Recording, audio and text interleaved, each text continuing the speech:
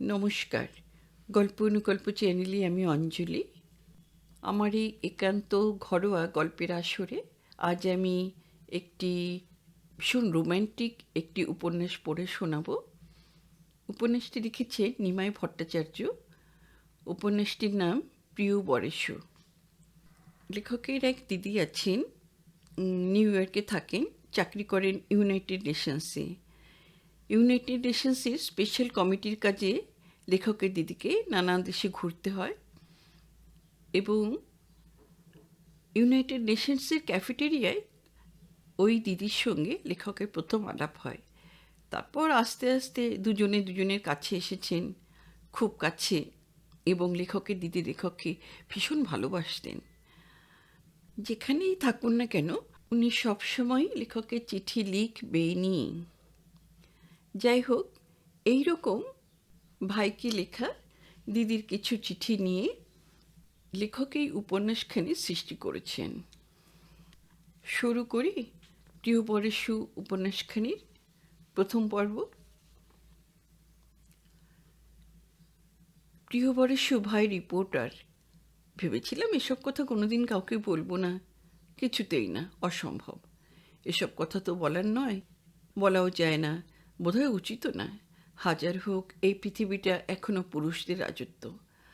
আমরা মেয়েরা অনেক কিছু পেয়েছি, অনেক কিছু করছি, কিন্তু রাজার আসনে এখনও তোমরা পুরুষরাই বসে আছো। ভারতবর্ষে, চীন, জাপান, ইউরোপ, আমেরিকায়, সর্বত্র। তাছাড়া কোনোদিন ভাবিনি আমি কোনো পুরুষকে ভালোবাসবো বা বিশ্বাস করব, কিন্তু তুমি আমার জীবনে এসে সব কিছু গণ্ডগোল করে দিলে। অসংখ্য পুরুষের সঙ্গে আমার আলাপ, ঘনিষ্ঠতাও আছে কয়েকজনের সঙ্গে। অধিকাংশ পুরুষ আমার কাছে এলেই কেমন যেন হিংস্র পশুর মতো আমার দিকে তাকিয়ে থাকেন। আমি শিশু নই, তাদের লোলুপ দৃষ্টির অর্থ আমি ঠিকই বুঝতে পারি। তাছাড়া ওরা যেন সবাই দ্বিধায় সংকোচে প্রায় শিশুর মতো হামাগুড়ি দিয়ে আমার কাছে এগিয়ে আসেন। আর তুমি এমন নাটকীয়ভাবে ও অপ্রত্যাশিত ঝড়ের বেগে আমার সামনে এসে হাজির হলে যে আমি কিছুতেই তোমাকে সরিয়ে দিতে পারলাম না। সেদিনের কথা ভেবে জানো ভাই, আজও আমার হাসি পায়। দিদি, আমি মহাদেশে একজন নবাগত বাঙালির সাংবাদিক। আমি অবাক হয়ে তোমার দিকে তাকাতেই তুমি প্রশ্ন করলে, আপনি তো কবিতা চৌধুরী? হ্যাঁ।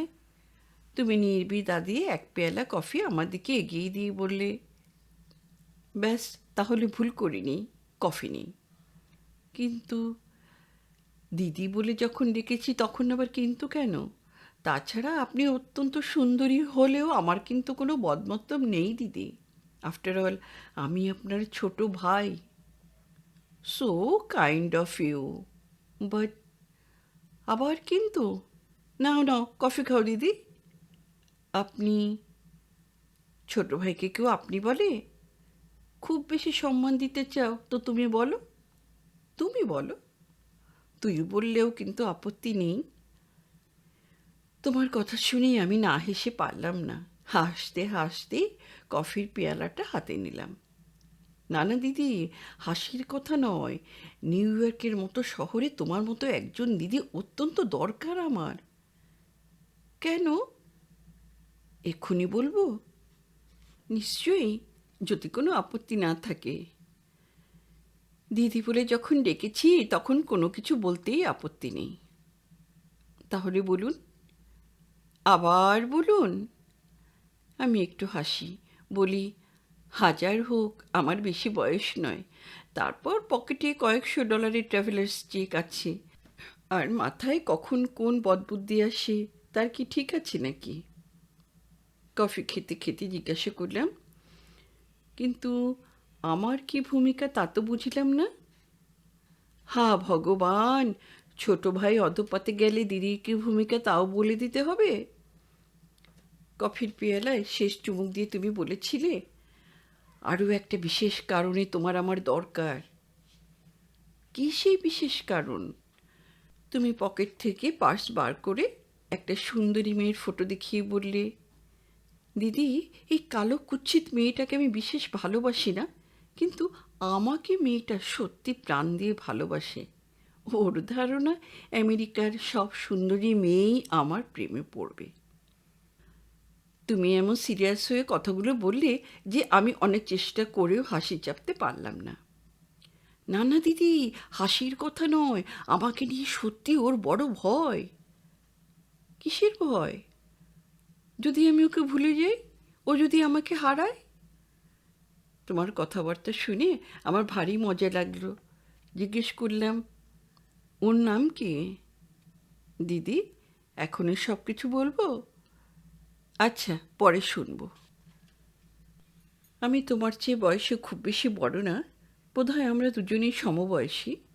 তা হোক, তুমি সত্যি আমাকে দিদির মতো ভালোবাসো, শ্রদ্ধা করো। আমিও তোমাকে ছোট ভাইয়ের মতোই ভালোবাসি, ভালোবাসতে বাধ্য হয়েছি। প্রথমে নিশ্চয়ই একটু দ্বিধা ছিল, ঠিক বিশ্বাস করতে পারছিলাম না।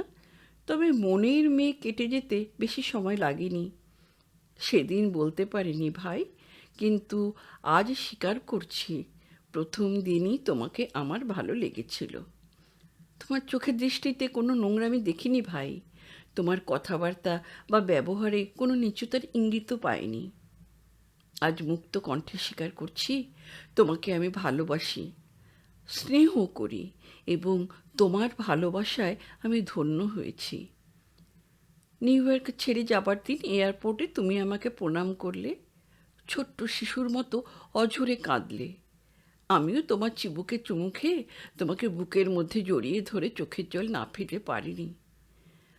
আমার মনের মধ্যে যেটুকু দ্বিধা, যেটুকু গ্লানি ছিল, তোমার চোখের জলে সেটুকুও ধুয়ে গেল। আজ আমি সারা পৃথিবীর সামনে গর্ব করে বলতে পারি, তুমি আমার ভাই, আমি তোমার দিদি। তোমার নিশ্চয়ই আরও অনেক দিদি আছেন, কিন্তু তুমি আমার একমাত্র ভাই আজ, বন্ধু ও একমাত্রই আপনজন।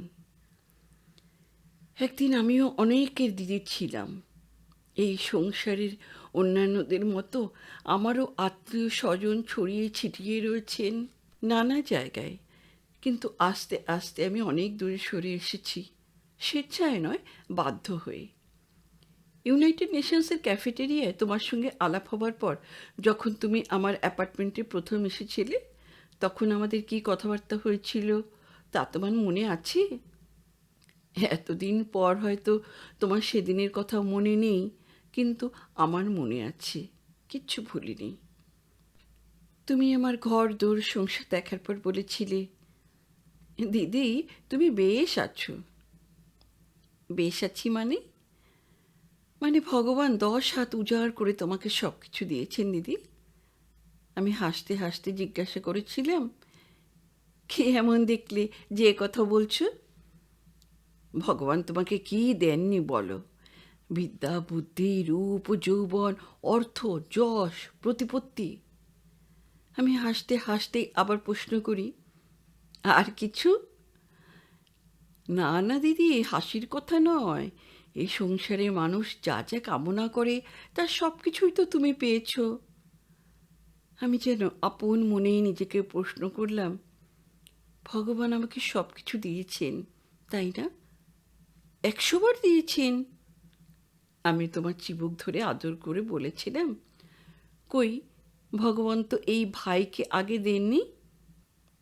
ভগবান তো তোমাদের আমেরিকার মতো ডিপার্টমেন্টাল স্টোর খুলে বসেননি যে একেবারে ঝুড়ি ভরে সব কিছু কিনে আনবেন। আমি তর্ক না করে শুধু বলেছিলাম, ভাই, ভগবানের দোকানেও কিছু না দিয়ে কিচ্ছু পাওয়া যায় না। আমাকে বোধহয় একটু বেশিই দিতে হয়েছে।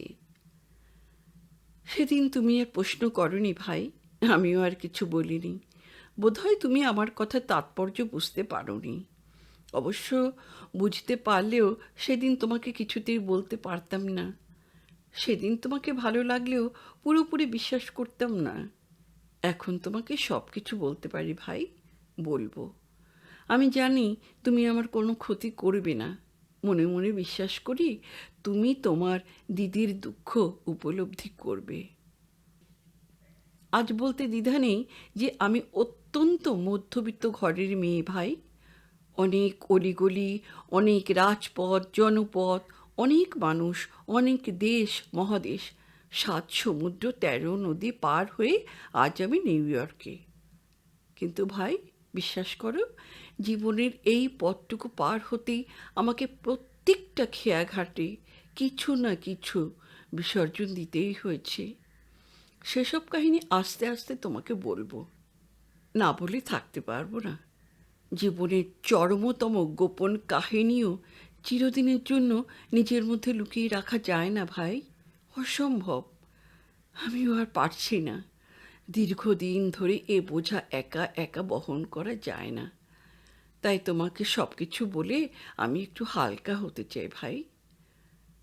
বাইরে থেকে সবাই আমার রূপ দেখে, যৌবন দেখে, কিন্তু এই রূপের জ্বালা, যৌবনের দাহ যে কী অসহ্য, কী মর্মান্তিক, তা কেউ জানে না, জানতেও চায় না। আমার মুখের হাসি দেখেই সবাই ভাবে আমার জীবনেও কালবৈশাখীর ঝড় উঠেছিল। এসেছিল শ্রাবণের ধারা, জমেছিল ভাদ্রের মেঘ।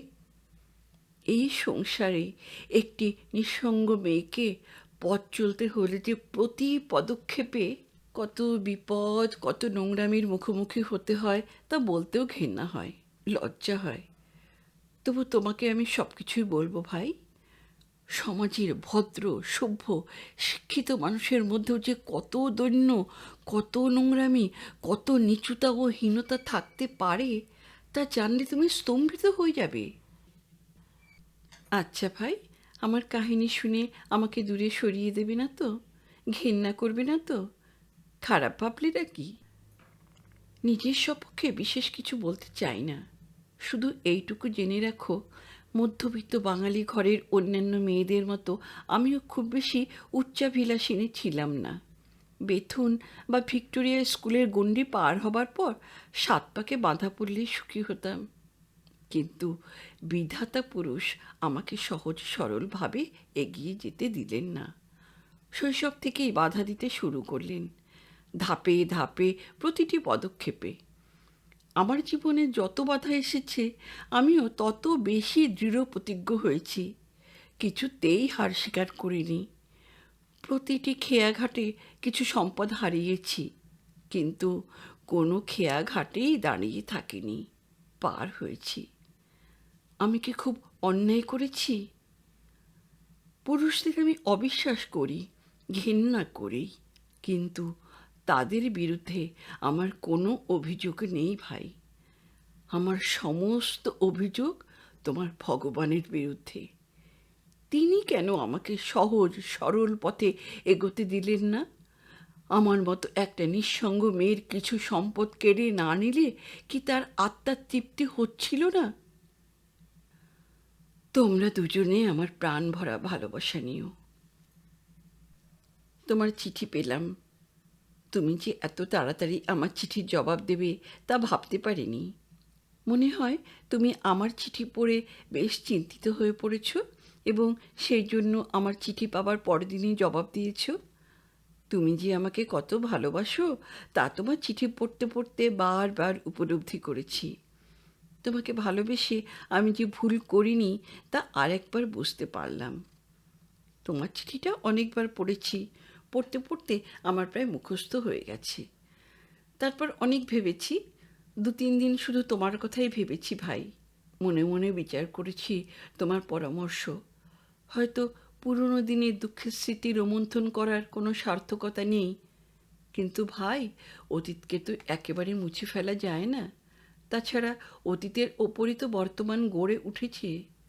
আবার আজকের এই বর্তমানের ভিতর থেকেই তো জন্ম নেবে ভবিষ্যৎ।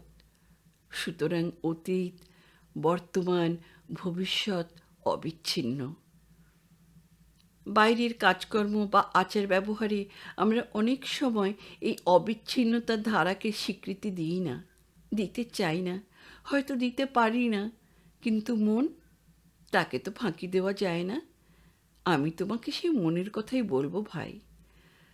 আজ অনেক বছর ধরে নিজের মনের সঙ্গে নিজেই লুকোচুরি খেলছি। খেলতে খেলতে অনেক দিন আগেই হাঁপিয়ে উঠেছি, কিন্তু এমন কোনো বিশ্বাসযোগ্য মানুষ পাইনি যার কাছে ধরা দিতে পারি। তোমার কাছে আমি ধরা দেবই, দিতেই হবে। না দিয়ে আর যেন নিঃশ্বাস নিতে পারছি না। তোমার কাছে ধরা না দিলে আর বোধহয় বাঁচবই না। অন্য কেউ জানে না, কিন্তু আজ আমি তোমার কাছে স্বীকার করছি, মনের মধ্যে দ্বন্দ্বের জ্বালা সহ্য করতে না পেরে আমি দুবার আত্মহত্যা চেষ্টা করি।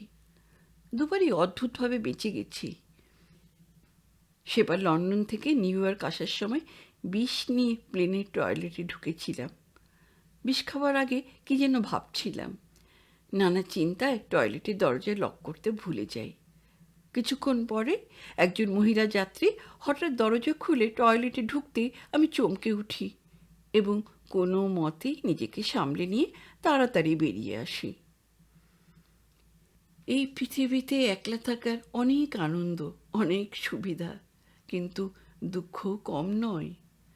নিঃসঙ্গ মানুষ কোনো আনন্দই পরিপূর্ণভাবে উপভোগ করতে পারে না ঠিকই, কিন্তু একা একা দুঃখ সহ্য করবার ক্ষমতা সবারই সীমিত। কোনো আদর্শ বা কোনো প্রিয় পাত্রের জন্য অনেক দুঃখ সহ্য করা যায়, কিন্তু নিজের জন্য তার একাংশ অসহ্য ভাই।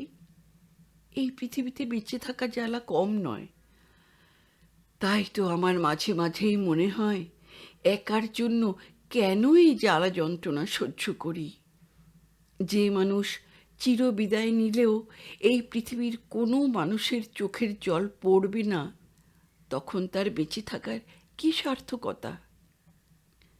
এইসব আলতুফালতু হাজার রকমের চিন্তা করতে করতে আবার একদিন ঠিক করলাম, না আর নয়, এবারে পৃথিবী থেকে বিদায় নেওয়াই ভালো। ভালো বা মন্দ কোনো বিষয়েই উৎসাহ বা বাধা দেবার মতো কোনো ঘনিষ্ঠ মানুষ আমার নেই। তাই মনে মনে সিদ্ধান্ত নেবার পর আর দেরি করলাম না, কিন্তু সেবারেও পারলাম না। প্রায় অন্তিম মুহূর্তে ওয়াশিংটন থেকে সুদীপ্ত আর মহুয়া তুতুলকে নিয়ে হাজির। ওয়াশিংটনে ওদের সঙ্গে কি তোমার আলাপ হয়েছে? বোধহয় হয়নি। মনে হয় ওদের সঙ্গে আলাপ হলে তুমি নিশ্চয়ই আমাকে বলতে। আমি নিউ ইয়র্কে আসার বছর 2 আগে সুদীপ্ত এদেশে এসেছে, কিন্তু মাত্র বছর 5 আগে এক বন্ধুর বাড়িতে নেমন্তন্ন খেতে গিয়ে ওর সঙ্গে আমার আলাপ।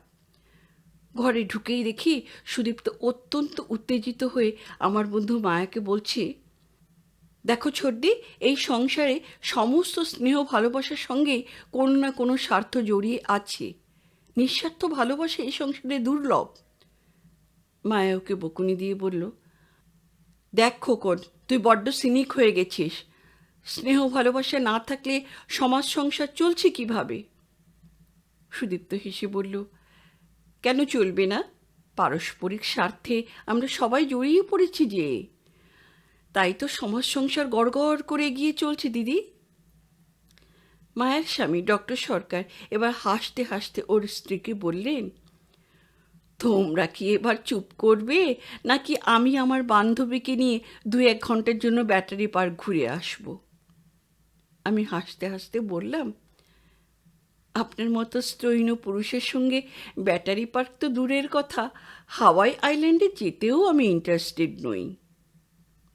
মায়া একটু গম্ভীর হয়ে আমার দিকে তাকিয়ে বলল, ঠিক বলেছিস। বিয়ের আগে জানলে আমি এ বিয়েতে আপত্তি করতাম। ডক্টর সরকার স্বল্পভাষী, আত্মকেন্দ্রিক। অফিস থেকে বাড়ি ফিরে এসেও একখানা বই নিয়ে বসে থাকেন। সারা সন্ধে কাটিয়ে দেন। তবে রসিক লোক।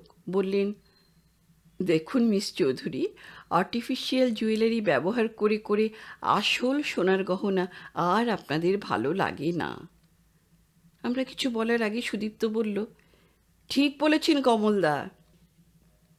মায়া কৃষ্ণনগরে মেয়ে, সুদীপ্তদের বাড়িও ওখানেই। সুদীপ্ত ছোটদি আর মায়া স্কুলে একসঙ্গে পড়তো। সেই সূত্রেই এ বাড়িতে সুদীপ্তর যাতায়াত।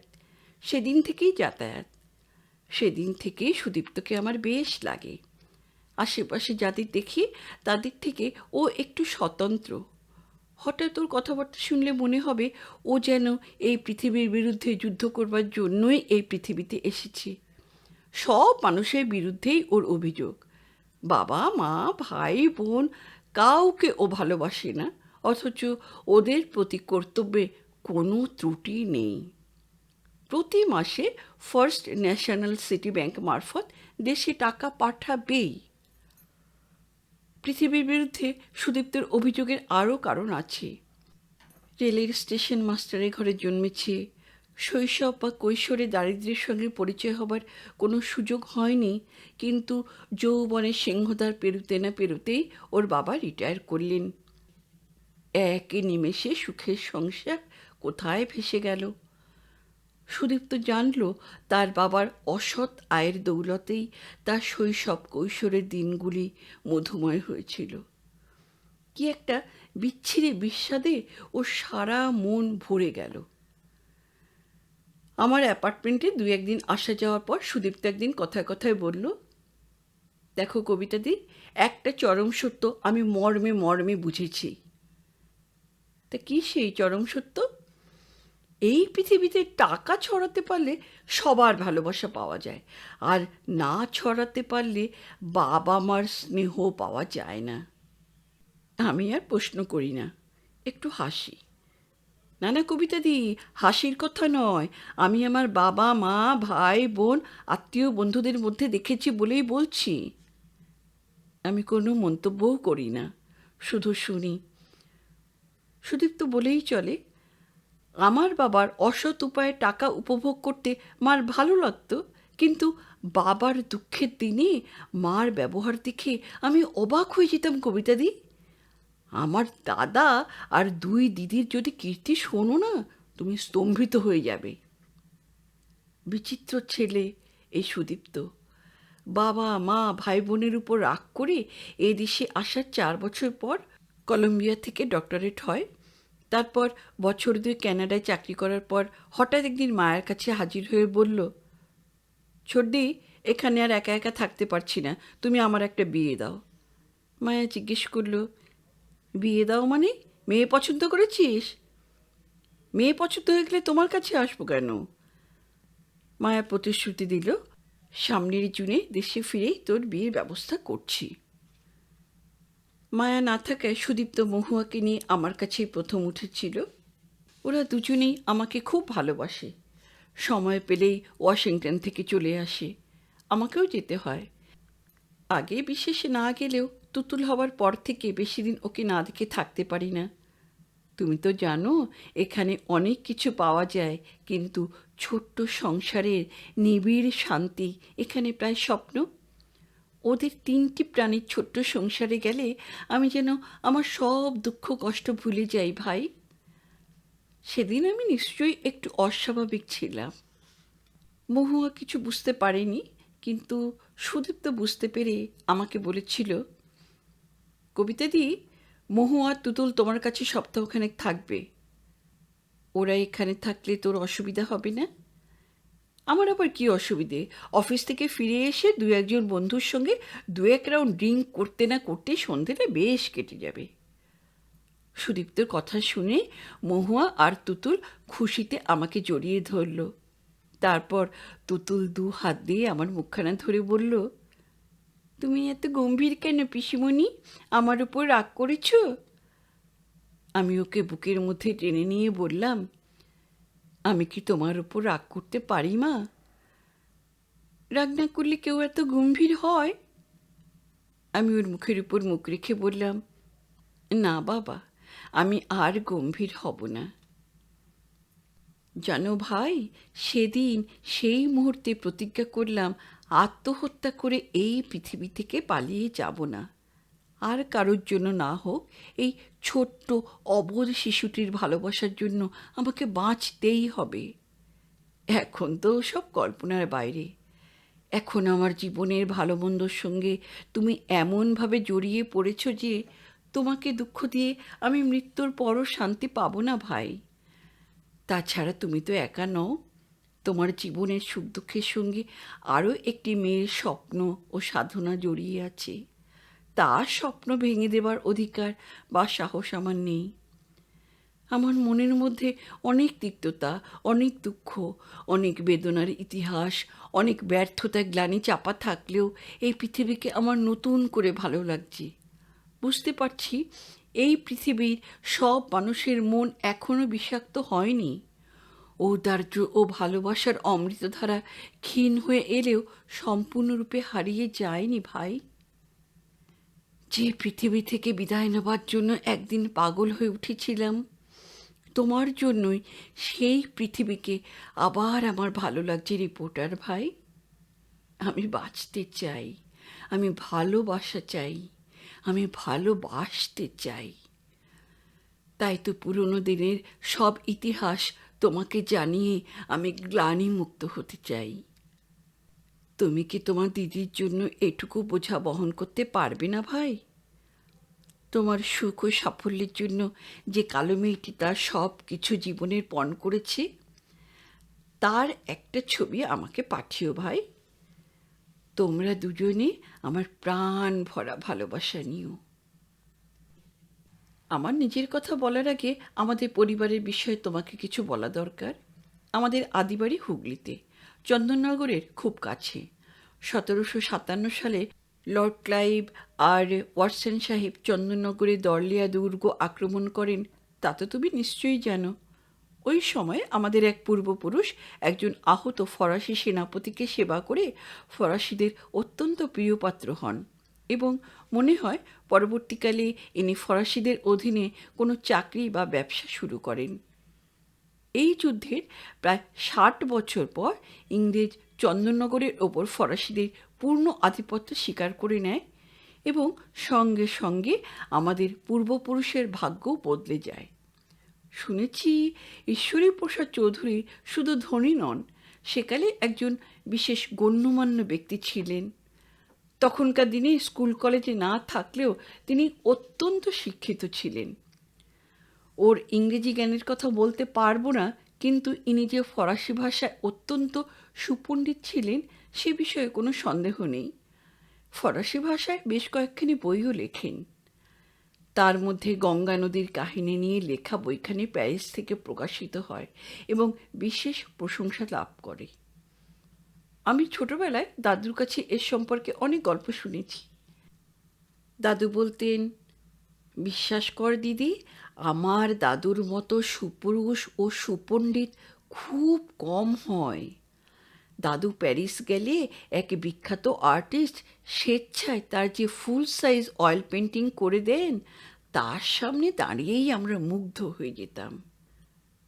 আমার দাদু তার দাদুর কথা শুরু করলে থামতেনই না, একের পর এক কাহিনী বলতেন, তারপর হঠাৎ থামতেন।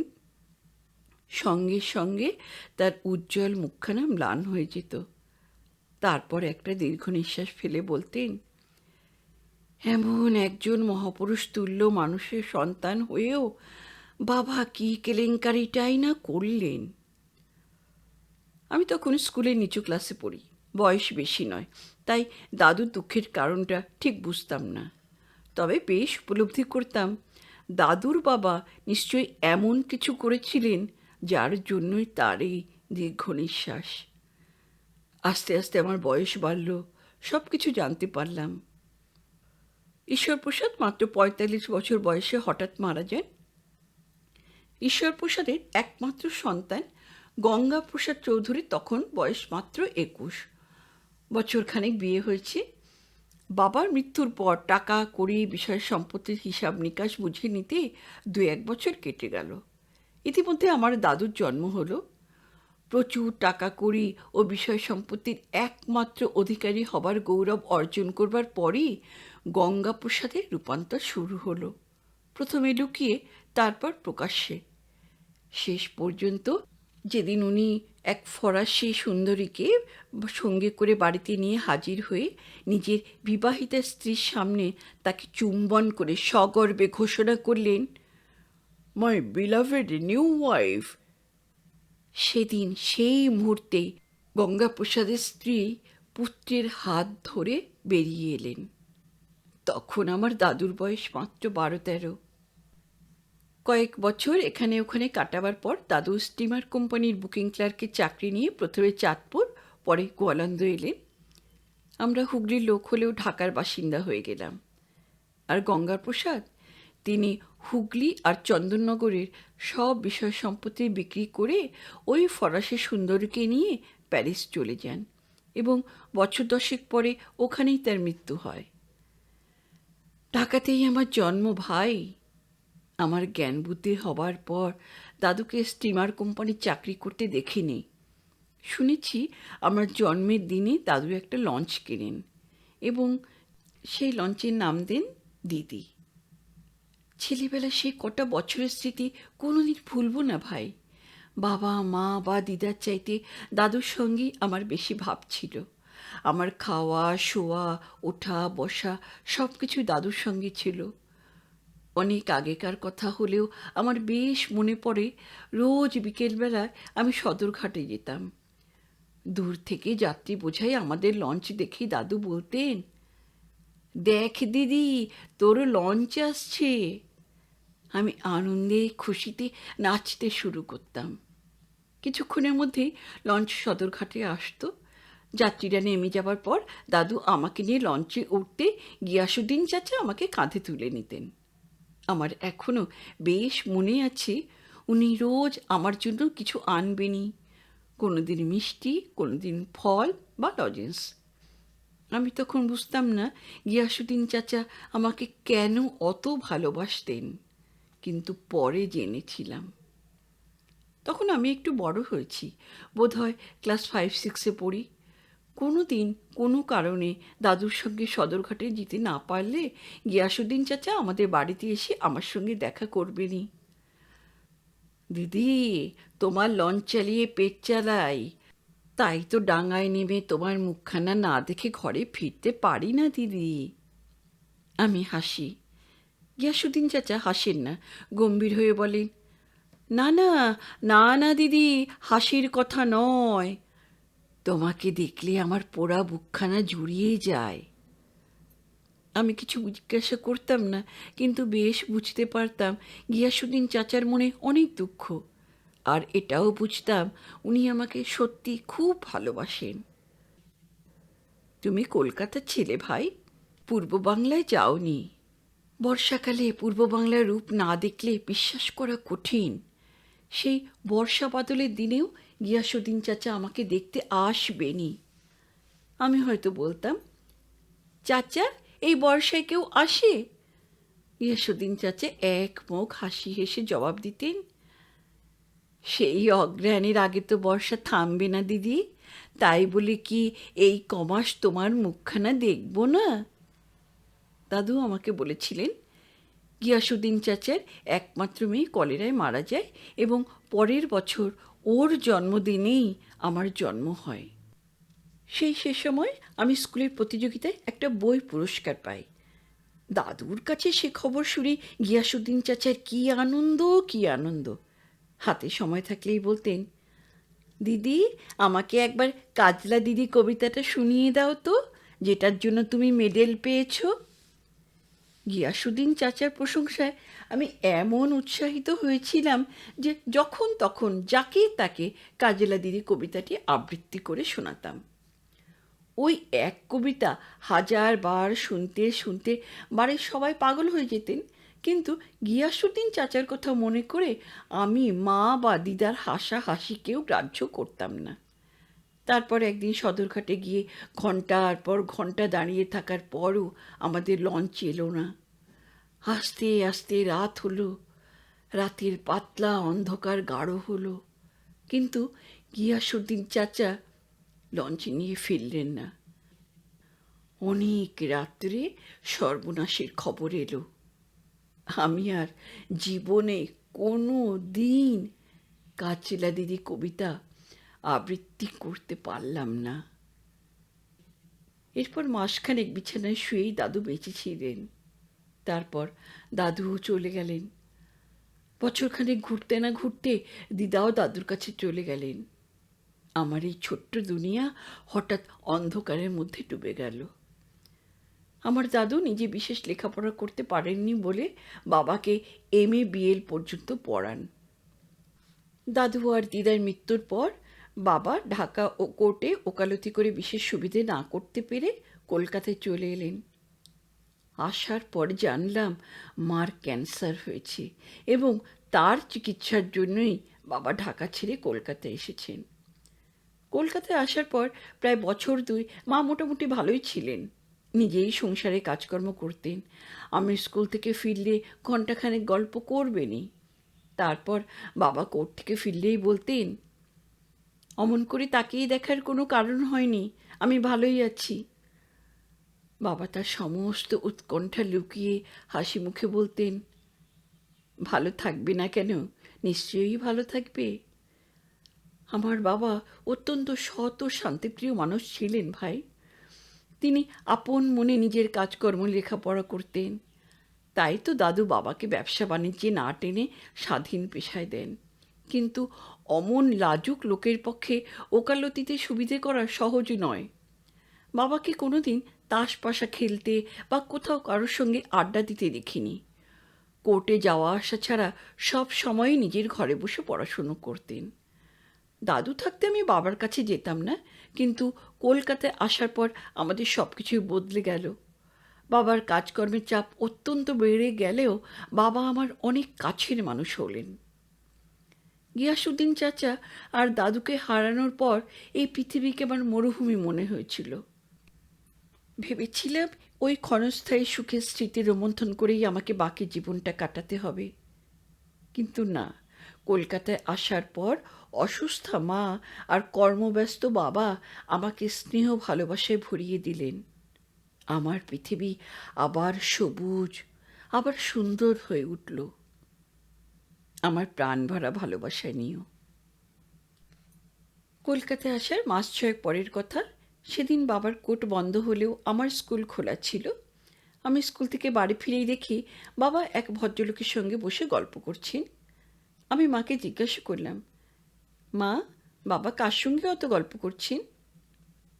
মা হেসে বললেন, উনি ওর বন্ধু। বাবার বন্ধু? হ্যাঁ, ওরা একসঙ্গে ইউনিভার্সিটিতে ল পড়তেন। এর আগে কি উনি আমাদের এখানে এসেছেন মা? না, আজ ডাক্তার রায়ের ওখানে হঠাৎ দুই বন্ধুর সঙ্গে দেখা হয়েছে। বাবার বন্ধুর নাম কি? হেমন্ত মজুমদার। তা উনি ওকে প্র্যাকটিস করেন? না না, উনি একটা সাহেবি কোম্পানিতে ভালো চাকরি করেন। তুমি ওকে আগে থেকেই চিনতে মা? আমার বিয়ের পর একবার শিয়ালদাতে দেখা হয়েছিল। আমি স্কুলে কাপড় চোপড় ছেড়ে খেতে বসলে মা বললেন, তোর বাবার কাছে শুনেছি হেমন্তবাবু খুব আমোদের লোক। ইউনিভার্সিটিতে পড়ার সময় সারা ক্লাসের ছেলেদের জমিয়ে রাখতেন। আজ দেখে মনে হলো উনি সেই রকমই আছেন। আমি জিজ্ঞাসা করলাম, উনি কোথায় থাকেন মা? ওই বোধহয় এলগিন রোডের কাছাকাছি। একটু থেমে মা প্রায় আপন মনেই বললেন, ভদ্রলোক বিয়ে টিয়ে না করে বেশ কাটিয়ে দিলেন। খেয়ে দিয়ে আমি আমার ঘরে যেতে না যেতেই বাবা ডেকে পাঠালেন। গেলাম। বাবা বললেন, আয়, আমার বন্ধুর সঙ্গে আলাপ করিয়ে দিই, এর নাম।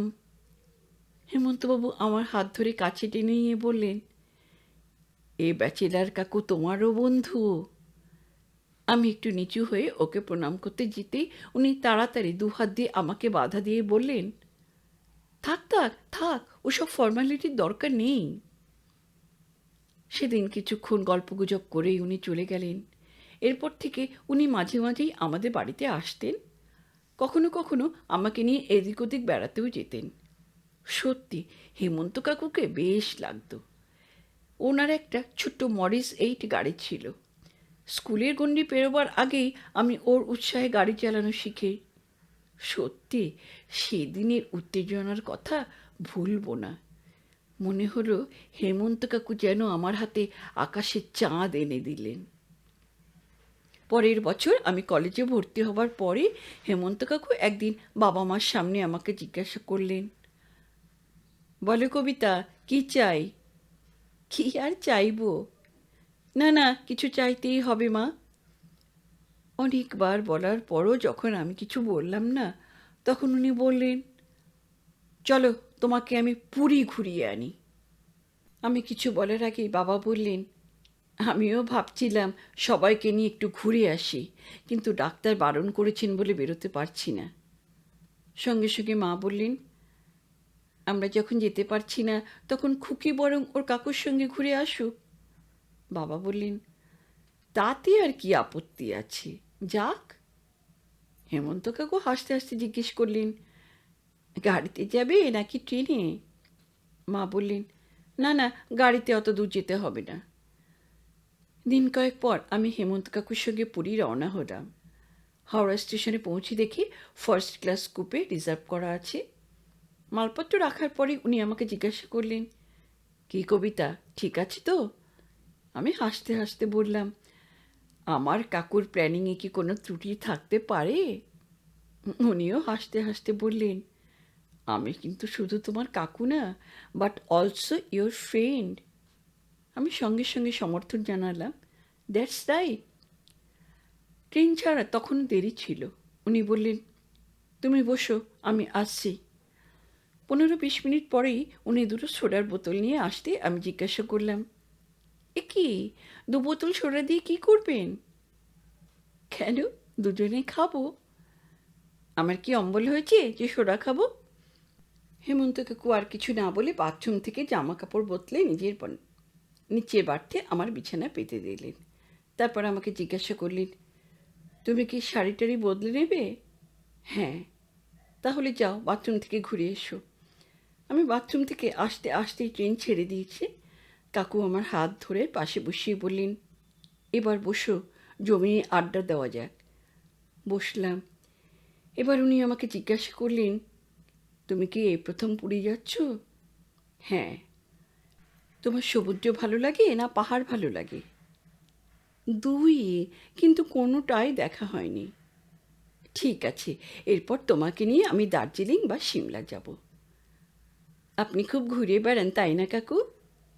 উনি একটু হেসে আমার কাঁধের উপরে একটা হাত রেখে বললেন, হাজার হোক ব্যাচেলার, সংসার টংসারের ঝুটঝামেলা তো নেই, তাই সুযোগ পেলেই কোথাও না কোথাও বেরিয়েই পড়ি।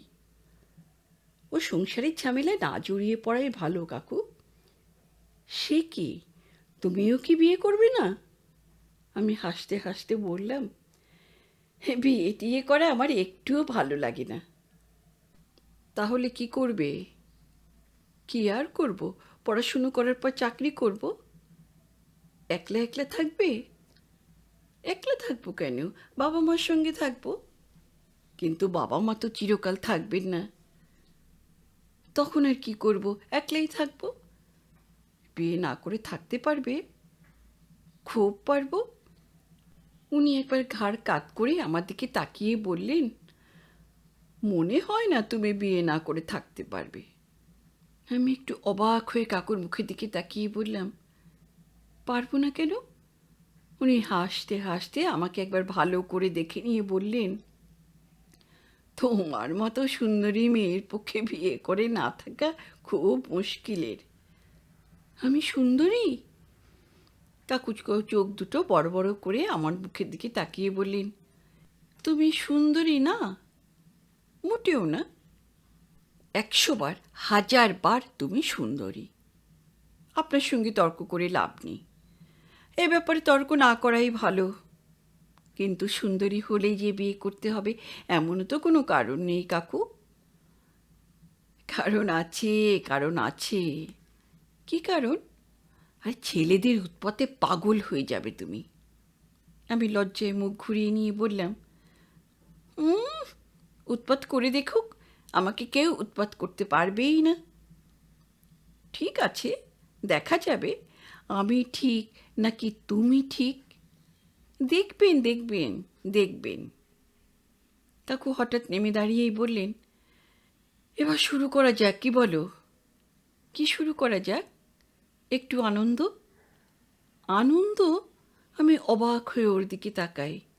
হেমন্ত কাকু অত্যন্ত সহজভাবে বললেন, দুজনে বেড়াতে যাচ্ছি, একটু হুইস্কি খাবো না? মদ? আমি প্রথম চমকে উঠলাম। উনি 2 হাত দিয়ে আমার মুখখানা তুলে ধরে বললেন, সারা পৃথিবীর লোক হুইস্কি খায়, হুইস্কি খাওয়া অন্যায় নয়, কিন্তু মাতাল হওয়া অন্যায়। কিন্তু মদ খেলেই তো লোকে মাতাল হয়। ডোন্ট সে মদ, সে হুইস্কি। হুইস্কি খেলেও তো মাতাল হবে।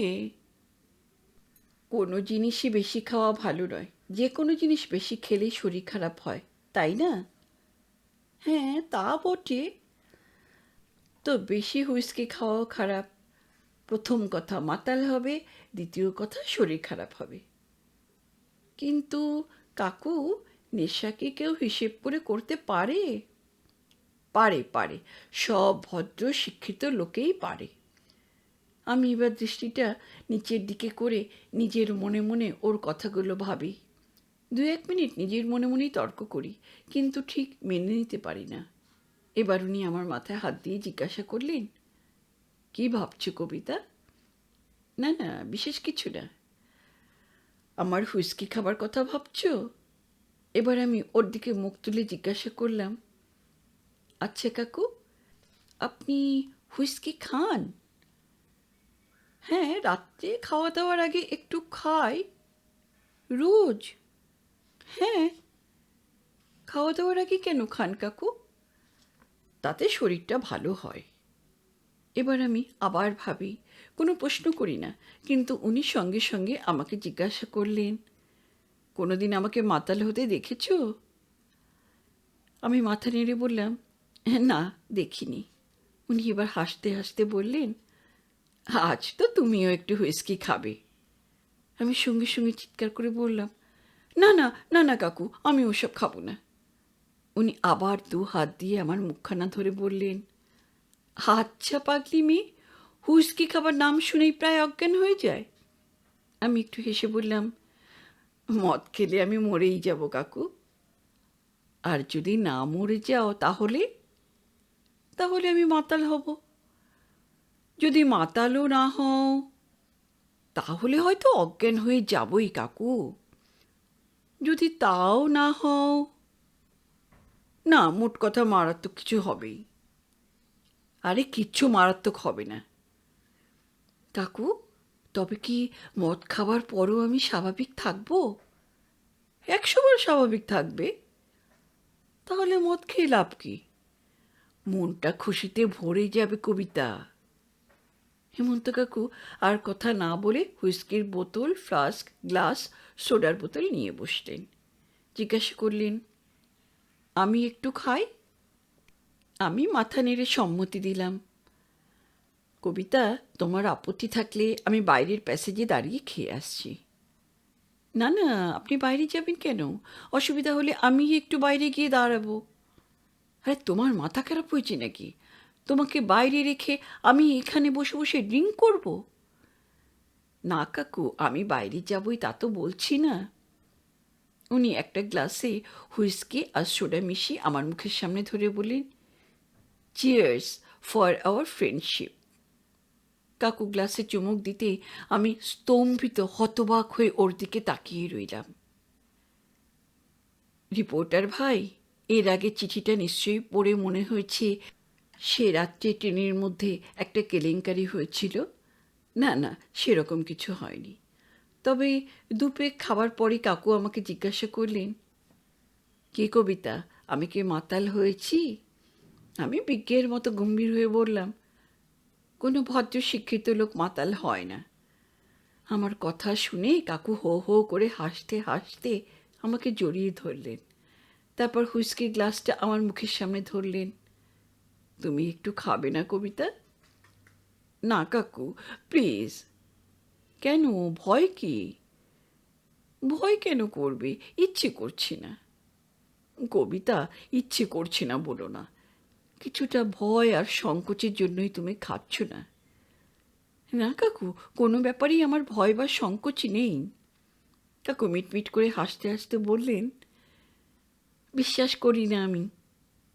আমিও হাসতে হাসতে বললাম, সময় এলেই প্রমাণ পাবেন।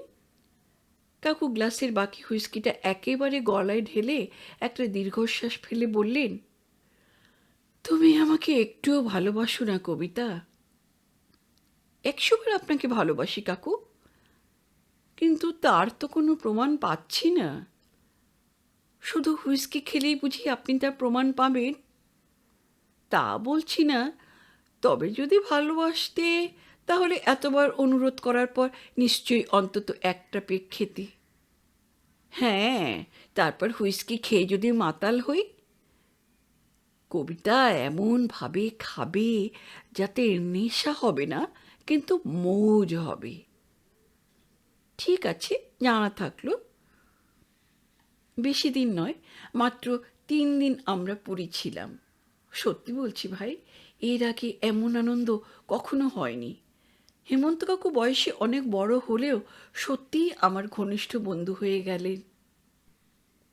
কলকাতায় ফেরার পর আমাকে আনন্দে খুশিতে ভরপুর দেখে মা জিজ্ঞাসা করলেন, খুব আনন্দ করেছিস তাই না মা? আমি মাকে জড়িয়ে ধরে বললাম, হ্যাঁ মা, খুব আনন্দ করেছি। খুব ঘুরেছিস? খুব ঘুরেছি মা, খুব খেয়েছি, খুব সাঁতার কেটেছি, খুব ঘুমিয়েছি, খুব মজা করেছি মা, খুব মজা করেছি। কিছুই আর বাকি রাখিসনি। হেমন্ত কাকু বাবাকে বললেন, তোর চাইতে তোর মেয়ের সঙ্গে আমার বেশি বন্ধুত্ব হয়ে গেছে। বাবা হাসতে হাসতে বললেন, বিয়ে টিয়ে যখন করলি না তখন আমার মেয়ের সঙ্গে বন্ধুত্ব করেই জীবনটা কাটিয়ে দে। মার জন্য বাবা কোর্টে ছাড়া কোথাও বেরোতেন না, সবসময় বাড়িতেই থাকতেন। তাই আমি মাঝে মাঝে কাকুর সঙ্গে কলকাতার মধ্যে এদিক ওদিক বা সিনেমা থিয়েটারে যেতাম। কখনো কখনো ছুটির দিন আমি কাকুর ফ্ল্যাটেই সারাদিন কাটাতাম। মাঝে মাঝে আমার 2-1 বন্ধু কাকুর ওখানে যেত। তারপর হয়তো আমরা সবাই মিলে কোথাও বেড়াতে বা সিনেমা দেখতে যেতাম। তারপর মার শরীর খারাপ হতে শুরু করলো। মাঝে মাঝে কলেজ থেকে ফিরে এসে দেখি বাবা কোর্টে যাননি, মার বিছানার ধারেই বসে আছেন। আমিও মার পাশে বসি, মার মাথায় বুকে হাত বুলিয়ে দিই। মা বলেন, তুই চান টান করে আয় মা। আমি বলি, একটু পরে যাব। মা আমার হাত দুটো নিজের দুর্বল হাতের মধ্যে নিয়ে বলেন, না মা, যা, অনিয়ম করলে শরীর খারাপ হয়ে যাবে। মা একসঙ্গে বেশি কথা বলতে পারতেন না বলে একটু থেমে থেমে বলতেন, আমি অসুস্থ হয়েছি বলে তোরা কেন অনিয়ম করবি? আমি আর কোনো কথা না বলে উঠে যেতাম। একদিন কলেজ থেকে ফিরে দেখি বাবা চুপচাপ নিজের ঘরে বসে আছেন। আমাকে দেখেই একবার আমার দিকে তাকালেন। দেখলাম জল ভরা ভাদ্রে মেঘের মতো দুটো চোখ টলটল করছে। আমি যেন সহ্য করতে পারলাম না, বেরিয়ে এলাম। কিন্তু সঙ্গে সঙ্গে বাবা আমাকে ডাকলেন, খুকিমা, শুনে যা। আমি কাছে যেতেই বাবা আমাকে জড়িয়ে ধরে বুকের উপর মাথা রেখে অসহায় ছোট্ট বাচ্চার মতো কাঁদতে কাঁদতে বললেন, তোর মা চলে গেলে আমরা কি করে বাঁচব রে খুকি? এই পৃথিবীতে আমার তো আর কোনো বন্ধু নেই খুকি। ভাই রিপোর্টার, সে দুঃখের দিনের কথা এত বছর পরও লিখতে গিয়ে আমার দু চোখ জলে ভরে যাচ্ছে।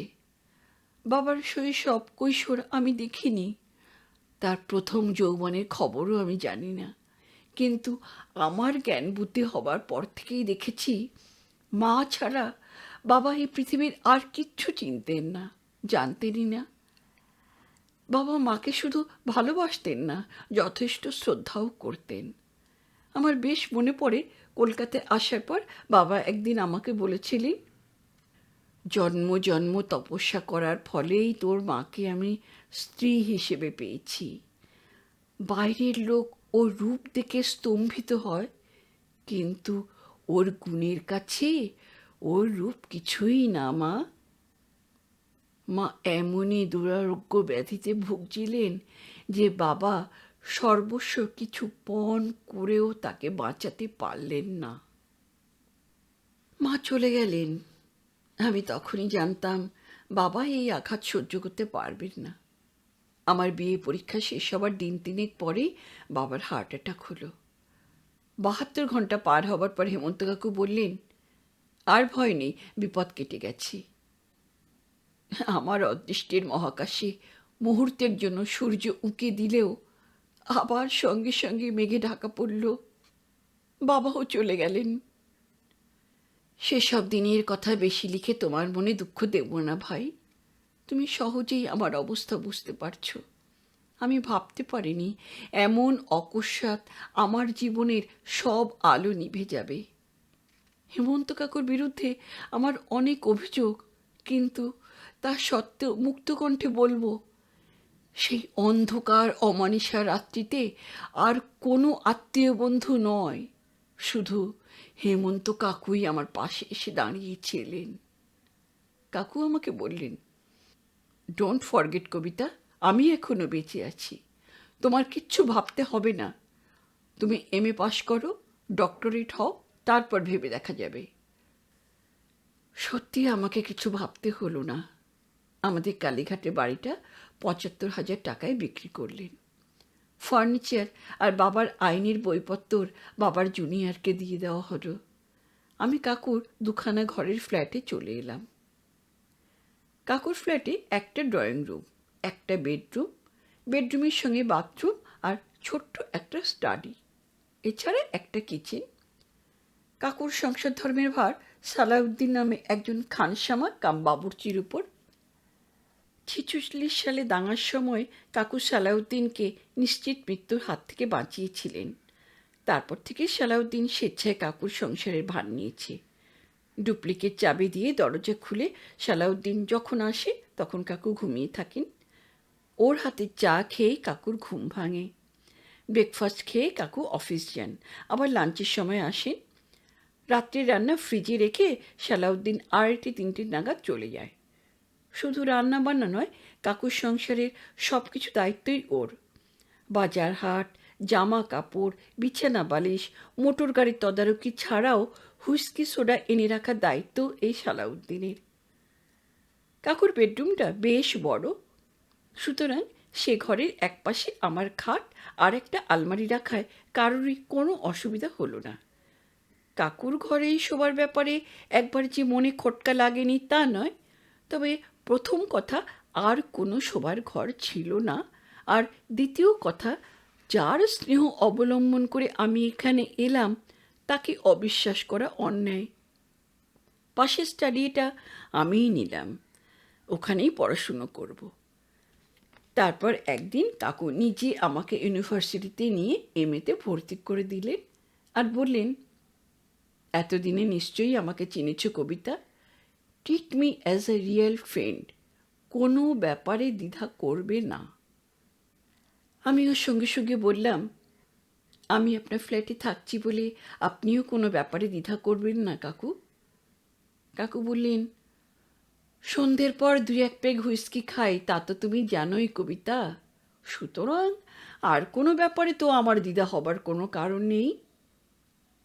কাকু, হুইস্কি খাবার কথা বলছি না, আমি বলছি আপনার জীবন ধারণের অন্য কোনো ব্যাপারেও দ্বিধা করবেন না। না না, কোনো ব্যাপারেই দ্বিধা সংকোচ নেই কবিতা। আমার নতুন জীবন বেশ ভালোভাবেই শুরু হলো। সালাউদ্দিন আসার আগেই উঠে পড়ি। স্নান সেরে বেরোতে সালাউদ্দিন আসে, চা খাই, কাকুর সঙ্গে একটু কথা বলি, খবরের কাগজ পড়ি, তারপর একটু পড়াশুনো করি। পড়াশুনো করতে করতেই সামান্য কিছু খাই। তারপর কাকু অফিস বেরিয়ে যাবার পরই খেতে বসি। খেয়ে দেয় ইউনিভার্সিটি। বেরোবার সময় সালাউদ্দিনকে জিজ্ঞাসা করি, চাচা কিছু আনতে হবে? না, এমনি কিছু আনতে হবে না, তবে সাহেবের গেঞ্জি কিনে আনলে ভালো হয়। ইউনিভার্সিটি থেকে বেরিয়ে কলেজ স্ট্রিট মার্কেট থেকে কাকুর জন্য 4টে গেঞ্জি কিনেই বাড়ি আসি। ইউনিভার্সিটি থেকে ফিরে কোনো দিন সালাউদ্দিনের দেখা পাই, কোনো দিন পাই না। একটু বিশ্রাম করি, হয়তো কোনো পত্র পত্রিকা একটু উল্টে দেখি। কোনো দিন 2-1জন বান্ধবী এসেও হাজির হয়। সবাই মিলে আড্ডা দিই, চাটা খাই। এর মধ্যে টেলিফোনও বেজে ওঠে। হ্যালো, কে? কাকু? কি করছো? কাকু, সুপর্ণার আরতি এসেছে, ওদের সঙ্গে গল্প করছি। No boyfriend? আমি হাসতে হাসতে বলি, no, there is no boyfriend. আমার সব বান্ধবীদের সঙ্গে কাকুর খুব ভাব। আমার কথা শুনেই ওরা বুঝতে পারে কাকুর ফোন। আরতি তাড়াতাড়ি উঠে এসে রিসিভারের সামনে মুখ দিয়ে বলে, কাকু, সিনেমা দেখাবেন না? কাকু আমাকে জিজ্ঞাসা করেন, কে সিনেমা দেখার কথা বলল? আমি বললাম, আরতি। আর কেউ আছে? সুপর্ণাও আছে। ওদের বলে দাও রবিবার দুপুরে আমাদের সঙ্গে খাবে ও সিনেমা দেখবে। এরকম আনন্দ ও হই হুল্লোড় আমরা মাঝে মাঝে করি। কখনো কখনো ছুটির দিনে আমি আর কাকু কোথাও আশেপাশে ঘুরে আসি। যাই হোক, ইউনিভার্সিটি থেকে ফিরে এসে আমি আর কোথাও যাই না। একটু বিশ্রাম করে 2-1 ঘন্টা পড়াশুনো করি। কাকু অফিস থেকে বেরিয়ে অফিসের কাজে সলিসিটার অ্যাডভোকেটদের চেম্বার ঘুরে 7:30-8টায় বাড়ি ফিরলে আমিই চাটা দিই, একটু গল্প করি। তারপর উনি স্নান করতে গেলে আমি কোনো দিন সামান্য কিছু রান্নাবান্না করি। এরপর কাকু ড্রিঙ্ক করার পালা। এখন আর কাকুকে কিছু করতে হয় না। আমি বোতল থেকে গ্লাসে হুইস্কি ঢালি, সোডা মিশিয়ে ওকে দিই। ওকে সাহচর্য দেবার ব্যাপারে আমিও 1 গ্লাস অরেঞ্জ স্কোয়াশ বা অন্য কোনো সফট ড্রিঙ্ক নিই। তারপর কাকু হুইস্কি গ্লাসটা একটু উঁচু করে ধরে বলেন, cheers for our lasting friendship. আমি মাথা নত করে হাসি মুখে কাকুর শুভকামনা গ্রহণ করি। 2-1 ঘন্টার সময় কেটে যায়। তারপর আমরা খাওয়া দাওয়া করে শুয়ে পড়ি। এইভাবে দিনগুলো বেশ কাটছিল। দেখতে দেখতে কটা মাস পার হয়ে গেল। সেদিন কাকুর জন্মদিন। কাকু অফিস থেকে ফিরেই আমার হাতে একটা প্যাকেট দিয়ে বললেন, আজ তুমি এই শাড়িটা পরলে আমি খুব খুশি হব কবিতা। নিশ্চয়ই পরবো কাকু, এক্ষুনি পরে এসো। স্টাডিতে গিয়ে প্যাকেট খুলে দেখি বেশ দামি মাইসো সিল্কের শাড়ি। পরলাম। তারপর আমার কিনে আনা উপহারটা কাকুকে দিয়ে প্রণাম করতেই উনি আনন্দে চিৎকার করে উঠলেন, a bottle of Scotch, lovely. আমি ওকে প্রণাম করে সোজা হয়ে দাঁড়াতে উনি 2 হাত দিয়ে আমার মুখখানা ধরে কপালে চুম্বন দিয়ে বললেন, গড ব্লেস ইউ কবিতা। তারপর কাকু স্নান করে আসতে ওর গ্লাসে নতুন স্কচের বোতল থেকে হুইস্কি ঢালতেই উনি 2 হাত ধরে বললেন, কবিতা, আজ আমার একটা অনুরোধ রাখতে হবে। বলুন কাকু, কী অনুরোধ? আজ আমার সঙ্গে তোমাকেও একটু ড্রিঙ্ক করতে হবে। এই পৃথিবীর সমস্ত আপনজনকে হারাবার পর যার স্নেহ ছায়ায় আমি আশ্রয় পেয়েছি, সেই কাকুর জন্মদিনে আমি কিছুতেই তার অনুরোধ উপেক্ষা করতে পারলাম না। বললাম, করব কাকু। কাকু নিজেই 2টো গ্লাসে হুইস্কি সোডা ঢেলে আমার হাতে একটা গ্লাস তুলে দিতেই আমি বললাম, চিয়ার্স, চিয়ার্স। গ্লাসে এক চুমুক দিয়েই বললাম, এ এমন কি মধু যে আপনি রোজ রোজ খান? আস্তে আস্তে একটু একটু করে খাও কবিতা, দেখবে কি ভালো যে লাগছে। ঘণ্টাখানেকের চেষ্টায় 1 পেগ শেষ করেই আমি দুজনের খাবার নিলাম। কাকু আবার 2টো গ্লাস ভরে ডাইনিং টেবিলে আসতেই আমি বললাম, আবার? আজ আমাকে দুঃখ দিও না কবিতা। কথায় বলে, লোকে অনুরোধে ঢেঁকি গেলে। আমিও কারুর অনুরোধে সেদিন 2 পেগ হুইস্কি খেলাম। খাওয়া দাওয়া শেষ করে ওই নতুন মাইসোর সিল্কের শাড়ি পরেই আমি শুয়ে পড়লাম। তখন কত রাত জানি না রিপোর্টার ভাই। হঠাৎ ঘুম ভেঙে যেতেই দেখি কাকু আলতো করে আমার বুকের ওপর হাত রেখে আমার পাশে অসহায় শিশুর মতো অকাতরে ঘুমোচ্ছেন। মুহূর্তের জন্য চমকে উঠলেও কিছুটা নেশার ঘোরে, কিছুটা ঘুমের ঘোরে আমি ওকে কিছুই বলতে পারলাম না। আমিও আস্তে আস্তে আবার ঘুমিয়ে পড়লাম। পরের দিন ভোরবেলায় ঘুম ভাঙতে কাকুকে আর আমার পাশে দেখলাম না। দেখি উনি ওর বিছানাতেই ঘুমোচ্ছেন। মনে মনে ভাবলাম হয়তো নেশার ঘোরে আমার পাশে শুয়েছিলেন। তারপর নেশা কেটে যাবার পর ভোর রাত্রের দিকে হয়তো ঘুম ভাঙতে উনি নিজের ভুল বুঝতে পেরে আমার পাশ থেকে নিজের বিছানায় চলে যান। তাই কাকুকে অপরাধী ভাবতে পারলাম না। এই সঙ্গে সঙ্গে আর একটা কথা আমি নিশ্চয়ই স্বীকার করব রিপোর্টার ভাই, কাকু যখন আমাকে জড়িয়ে শুয়েছিলেন তখন কিন্তু আমার খারাপ লাগেনি, বরং একটা নিশ্চিন্ত আশ্রয় স্বাদ পেয়ে ভালোই লেগেছিল। বাঙালি মধ্যবিত্ত ঘরের মেয়েরা স্বীকার করবে না কিন্তু এ কথা সর্বৈব সত্য যে যৌবনে পুরুষের স্পর্শ মেয়েদের ভালোই লাগে, বিশেষ করে সে পুরুষ যদি ঘৃণার পাত্র না হয়, তাহলে খারাপ লাগার কোনো প্রশ্নই নেই। দিনগুলো আগের মতোই কেটে যাচ্ছে। কাকুর ব্যবহারে মুহূর্তের জন্যেও কোনো অমার্জিত ভাব দেখতে পাই না। মনে মনে ওর প্রতি আমার শ্রদ্ধা বেড়ে যায়। তারপর আবার একদিন মাঝরাত্রে কাকুকে আমার পাশে আবিষ্কার করলাম। সেদিন আমি নেশা করিনি। ঘুম ভাঙতে সঙ্গে সঙ্গে আবার ঘুমিয়ে পড়লাম না। দেখি আগের দিনের মতোই উনি আমার বুকের উপর আলতো করে হাত রেখে অঘরে ঘুমোচ্ছেন। আমি আস্তে আস্তে ওর হাতটা সরাতে উনি আমার গলা জড়িয়ে ধরলেন। আমি অনেকক্ষণ জেগে জেগে আবঝা আলোয় ওর দিকে চেয়ে রইলাম। বিশ্বাস করো ভাই, আমি ওকে খারাপ ভাবতে পারলাম না, বরং কাকুর প্রতি আমার দারুণ মায়া হলো। ভোরবেলায় ঘুম ভাঙতেই আমি অবাক, দেখি আমি কাকুকে জড়িয়ে শুয়ে আছি। এইভাবে মাঝে মাঝে লুকোচুরি খেলতে খেলতেই একটা বছর পার হলো। কবিতা, আজকে তুমি একটু ড্রিঙ্ক করবে? কেন কাকু, আজ তো আপনার জন্মদিন না? আজ শনিবার, তাতে কি হলো? কাল আমার অফিসও নেই, তোমার ইউনিভার্সিটিও নেই, তাতে কি হলো? এই সব ব্যাপারে কাকুকে নিঃসঙ্গ রাখছো কেন কবিতা? একটু থেমে বললেন, না হয় আমার মতো অপদার্থের জন্য তুমি একটু খারাপই হলে। না না কাকু, ভালো খারাপের কোনো ব্যাপার নয়। তাহলে please please Kobita, give me company.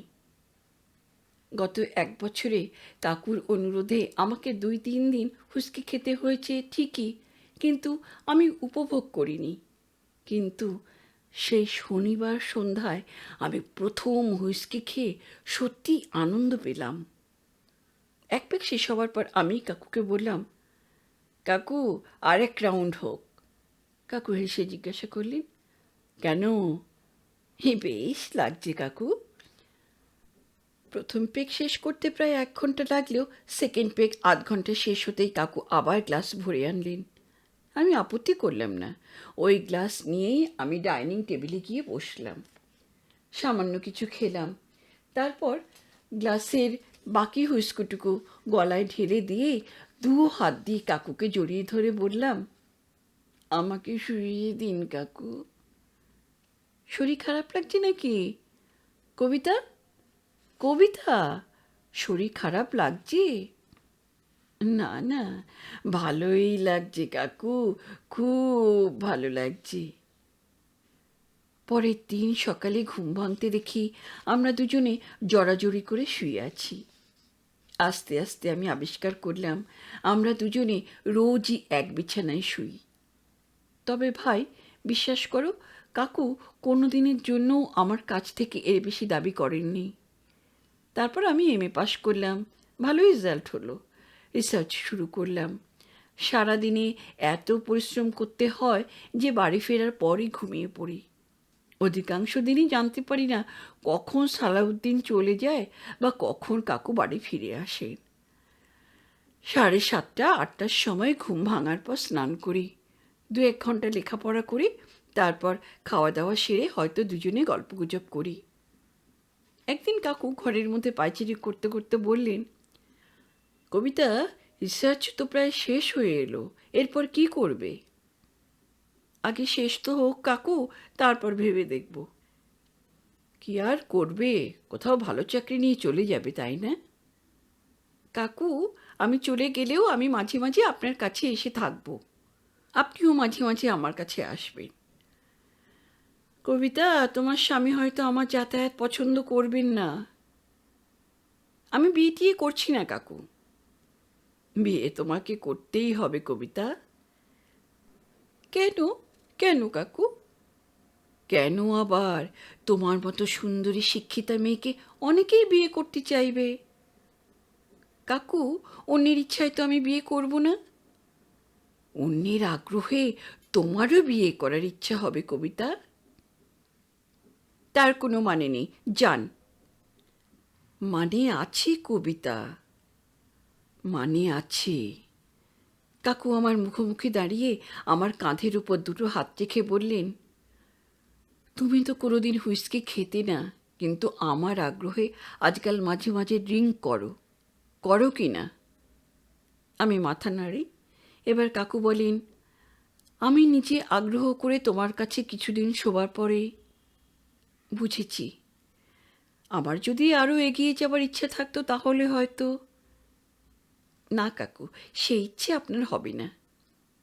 আমি কথার কথা বলছি, আমি আগ্রহ দেখালে তুমি হয়তো বাধা দেবে না। আমি কোনো কথা বলি না, মুখ নিচু করে বসে থাকি। কিছুক্ষণ পরে কাকু আমার হাত দুটি ধরে বললেন, চলো কবিতা, অনেক রাত হয়েছে, শুতে যাই। আমি নিঃশব্দে কাকুর সঙ্গে শুতে যাই। কাকু ঘুমিয়ে পড়েন, কিন্তু আমি জেগে থাকি। নানা কথা ভাবি, কাকুর কথা, আমার কথা, হয়তো বাবা মা দাদুর কথাও ভাবি। ভাবি আমার জীবনটা কি বিচিত্রভাবে ঘুরে গেল। কবছর আগে যাকে চিনতাম না, যে আমার সম্পূর্ণ অপরিচিত ছিল, আজ আমি তারই পাশে শুয়ে আছি।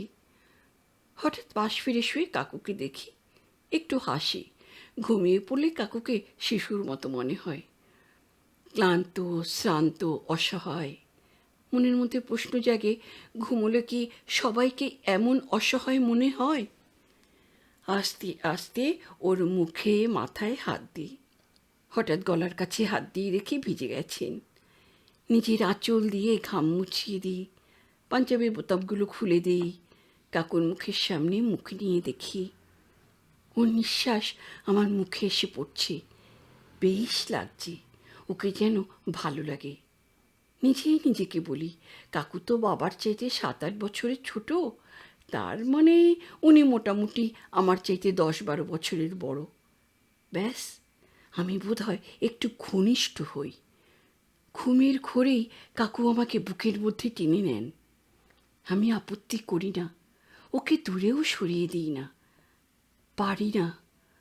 ওকে দূরে সরিয়ে দেবার মতো শক্তি আমি হারিয়ে ফেলি। ভাই, তোমার কাছে আমি স্বীকার করছি, সেদিন সেই অন্ধকার রাত্রিরে আমি কাকুকে অনেক ভালোবাসলাম, আর সেই ভালোবাসার আগুনে নিজেকে বিলিয়ে দিলাম। বেশ কিছুকাল পরের কথা, আমার রিসার্চ শেষ হয়ে গেছে, কিন্তু রেজাল্ট বেরোয়নি। প্রায় সারাদিনই বাড়ি থাকি। তাছাড়া সালাউদ্দিন আজমির শরীফে তীর্থ করতে গেছে বলে আমিই রান্নাবান্না করি। দুপুরের দিকে কলিং বেল বাজতেই দরজা খুলে দেখি একজন 30-32 বছরের সুন্দরী মহিলা। আমি কিছু বলার আগেই উনি জিজ্ঞাসা করলেন, সালাউদ্দিন আছে? না, ও আজমিরে গিয়েছে। আচ্ছা, তার মানে ওর ফিরতে দেরি হবে। আপনি কি সালাউদ্দিনের সঙ্গে দেখা করতে এসেছেন? উনি একটু হেসে জিজ্ঞাসা করলেন, আপনি কি কবিতা? হ্যাঁ। আমি অবাক হয়ে বললাম, আপনাকে তো আমি চিনতে পারছি না। আপনি আমাকে চিনবেন না, হেমন্তবাবুর সঙ্গে আমার খুব ঘনিষ্ঠ পরিচয়। এতক্ষণ দরজায় দাঁড়িয়ে কথাবার্তা হচ্ছিল। বললাম, আপনি ভিতরে আসুন। উনি ভিতরে এলেন, বসলেন। আমি ওর সামনের সোফায় বসে জিজ্ঞাসা করলাম, আপনার নামটা জানতে পারি? আমার নাম রমলা। আপনি কি কাকুর অফিসে কাজ করেন? আপনি বুঝি হেমন্তকে কাকু বলেন? বিচিত্র হাসি হেসে উনি এই প্রশ্ন করতেই আমার সারা শরীর জ্বলে উঠল। খুব গম্ভীর হয়ে বললাম, হ্যাঁ, উনি আমার কাকু। উনি এবার ভালো করে আমার আপাদমস্তক নিরীক্ষণ করে বললেন, আপনার কাকু তো আপনার প্রশংসায় পঞ্চমুখ। বাই দ্য ওয়ে, মাইশোর সিল্কের শাড়িটা আপনার পছন্দ হয়েছিল তো? ওর কথা শুনে আমার গা জ্বলে গেল। বললাম, সবই তো বুঝলাম, কিন্তু আপনার পরিচয়টা জানতে পারলাম না। আপনার মতো হেমন্তও আমার বন্ধু। তার মানে? হেমন্ত রোজ অফিস ফেরত আমার কাছে যায়। আগে মাঝে মাঝে রাত্রিটা আমার কাছেই কাটাতো, কিন্তু আজকাল আপনার জন্য রাত্রিরে আর আমার কাছে থাকে না। আপনি কি এইসব আজে বাজে কথা বলতে আমার কাছে এসেছেন? না না, এদিকে একটু কাজ ছিল, তাই ভাবলাম একবার আপনাকে দেখে যাই। তা আপনার কি দেখা হয়েছে? দরজার দিকে এগোতে এগোতে রমলা আরেকবার আমাকে ভালো করে দেখে বললেন, দেখলাম, বেশ লোভনীয় জিনিস। উনি পেরিয়ে যেতেই আমি দরজা বন্ধ করে বেশ কিছুক্ষণ হতবাক হয়ে বসে রইলাম। কাকুর উপর রাগে, দুঃখে, ঘেন্নায় সারা শরীর জ্বলে গেল আমার। তারপর মনে মনে ঠিক করলাম, না, আর এখানে নয়, একেবারেই নয়। সুপর্ণাকে টেলিফোন করলাম। শোন সুপর্ণা, তোর সঙ্গে আমার খুব জরুরি দরকার। কেন, কি হলো? তোর বরকে দিয়ে আমার একটা উপকার করিয়ে দিতে হবে সুপর্ণা। আরে কাজটা কি তাই তো বলবি? তুই কি বাড়িতে আছিস? আর কোথায় যাব? তাহলে আমি আসছি, এক্ষুনি আসছি। সঙ্গে সঙ্গে ট্যাক্সি নিয়ে সুপর্ণার বাড়ি চলে গেলাম। সোজাসুজি বললাম, সুপর্ণা, কাকুর চরিত্র ভালো নয়, আমি আর একদিনও ওখানে থাকতে চাই না। ও সঙ্গে সঙ্গে বলল, এখন তো আমার শ্বশুর শাশুড়ি নেই, তুই আমার এখানে চলে আয়। দরকার হলে আসবো, কিন্তু তোর বরকে দিয়ে ওয়াইডব্লিউসিএতে আমার একটা ঘরের ব্যবস্থা করে দিতেই হবে সুপর্ণা। সে ব্যবস্থা হয়তো করে দেবে, কিন্তু তাতে তো 2-1 মাস সময় লাগবেই কবিতা। কিন্তু আমি আর একদিনও কাকুর ওখানে থাকতে চাই না। তুই আজই এখানে চলে আয় না, তারপর ওখানে ঘর পেলে চলে যাস। না, তোর বরের মত না জেনে আমি আসতে পারি না সুপর্ণা।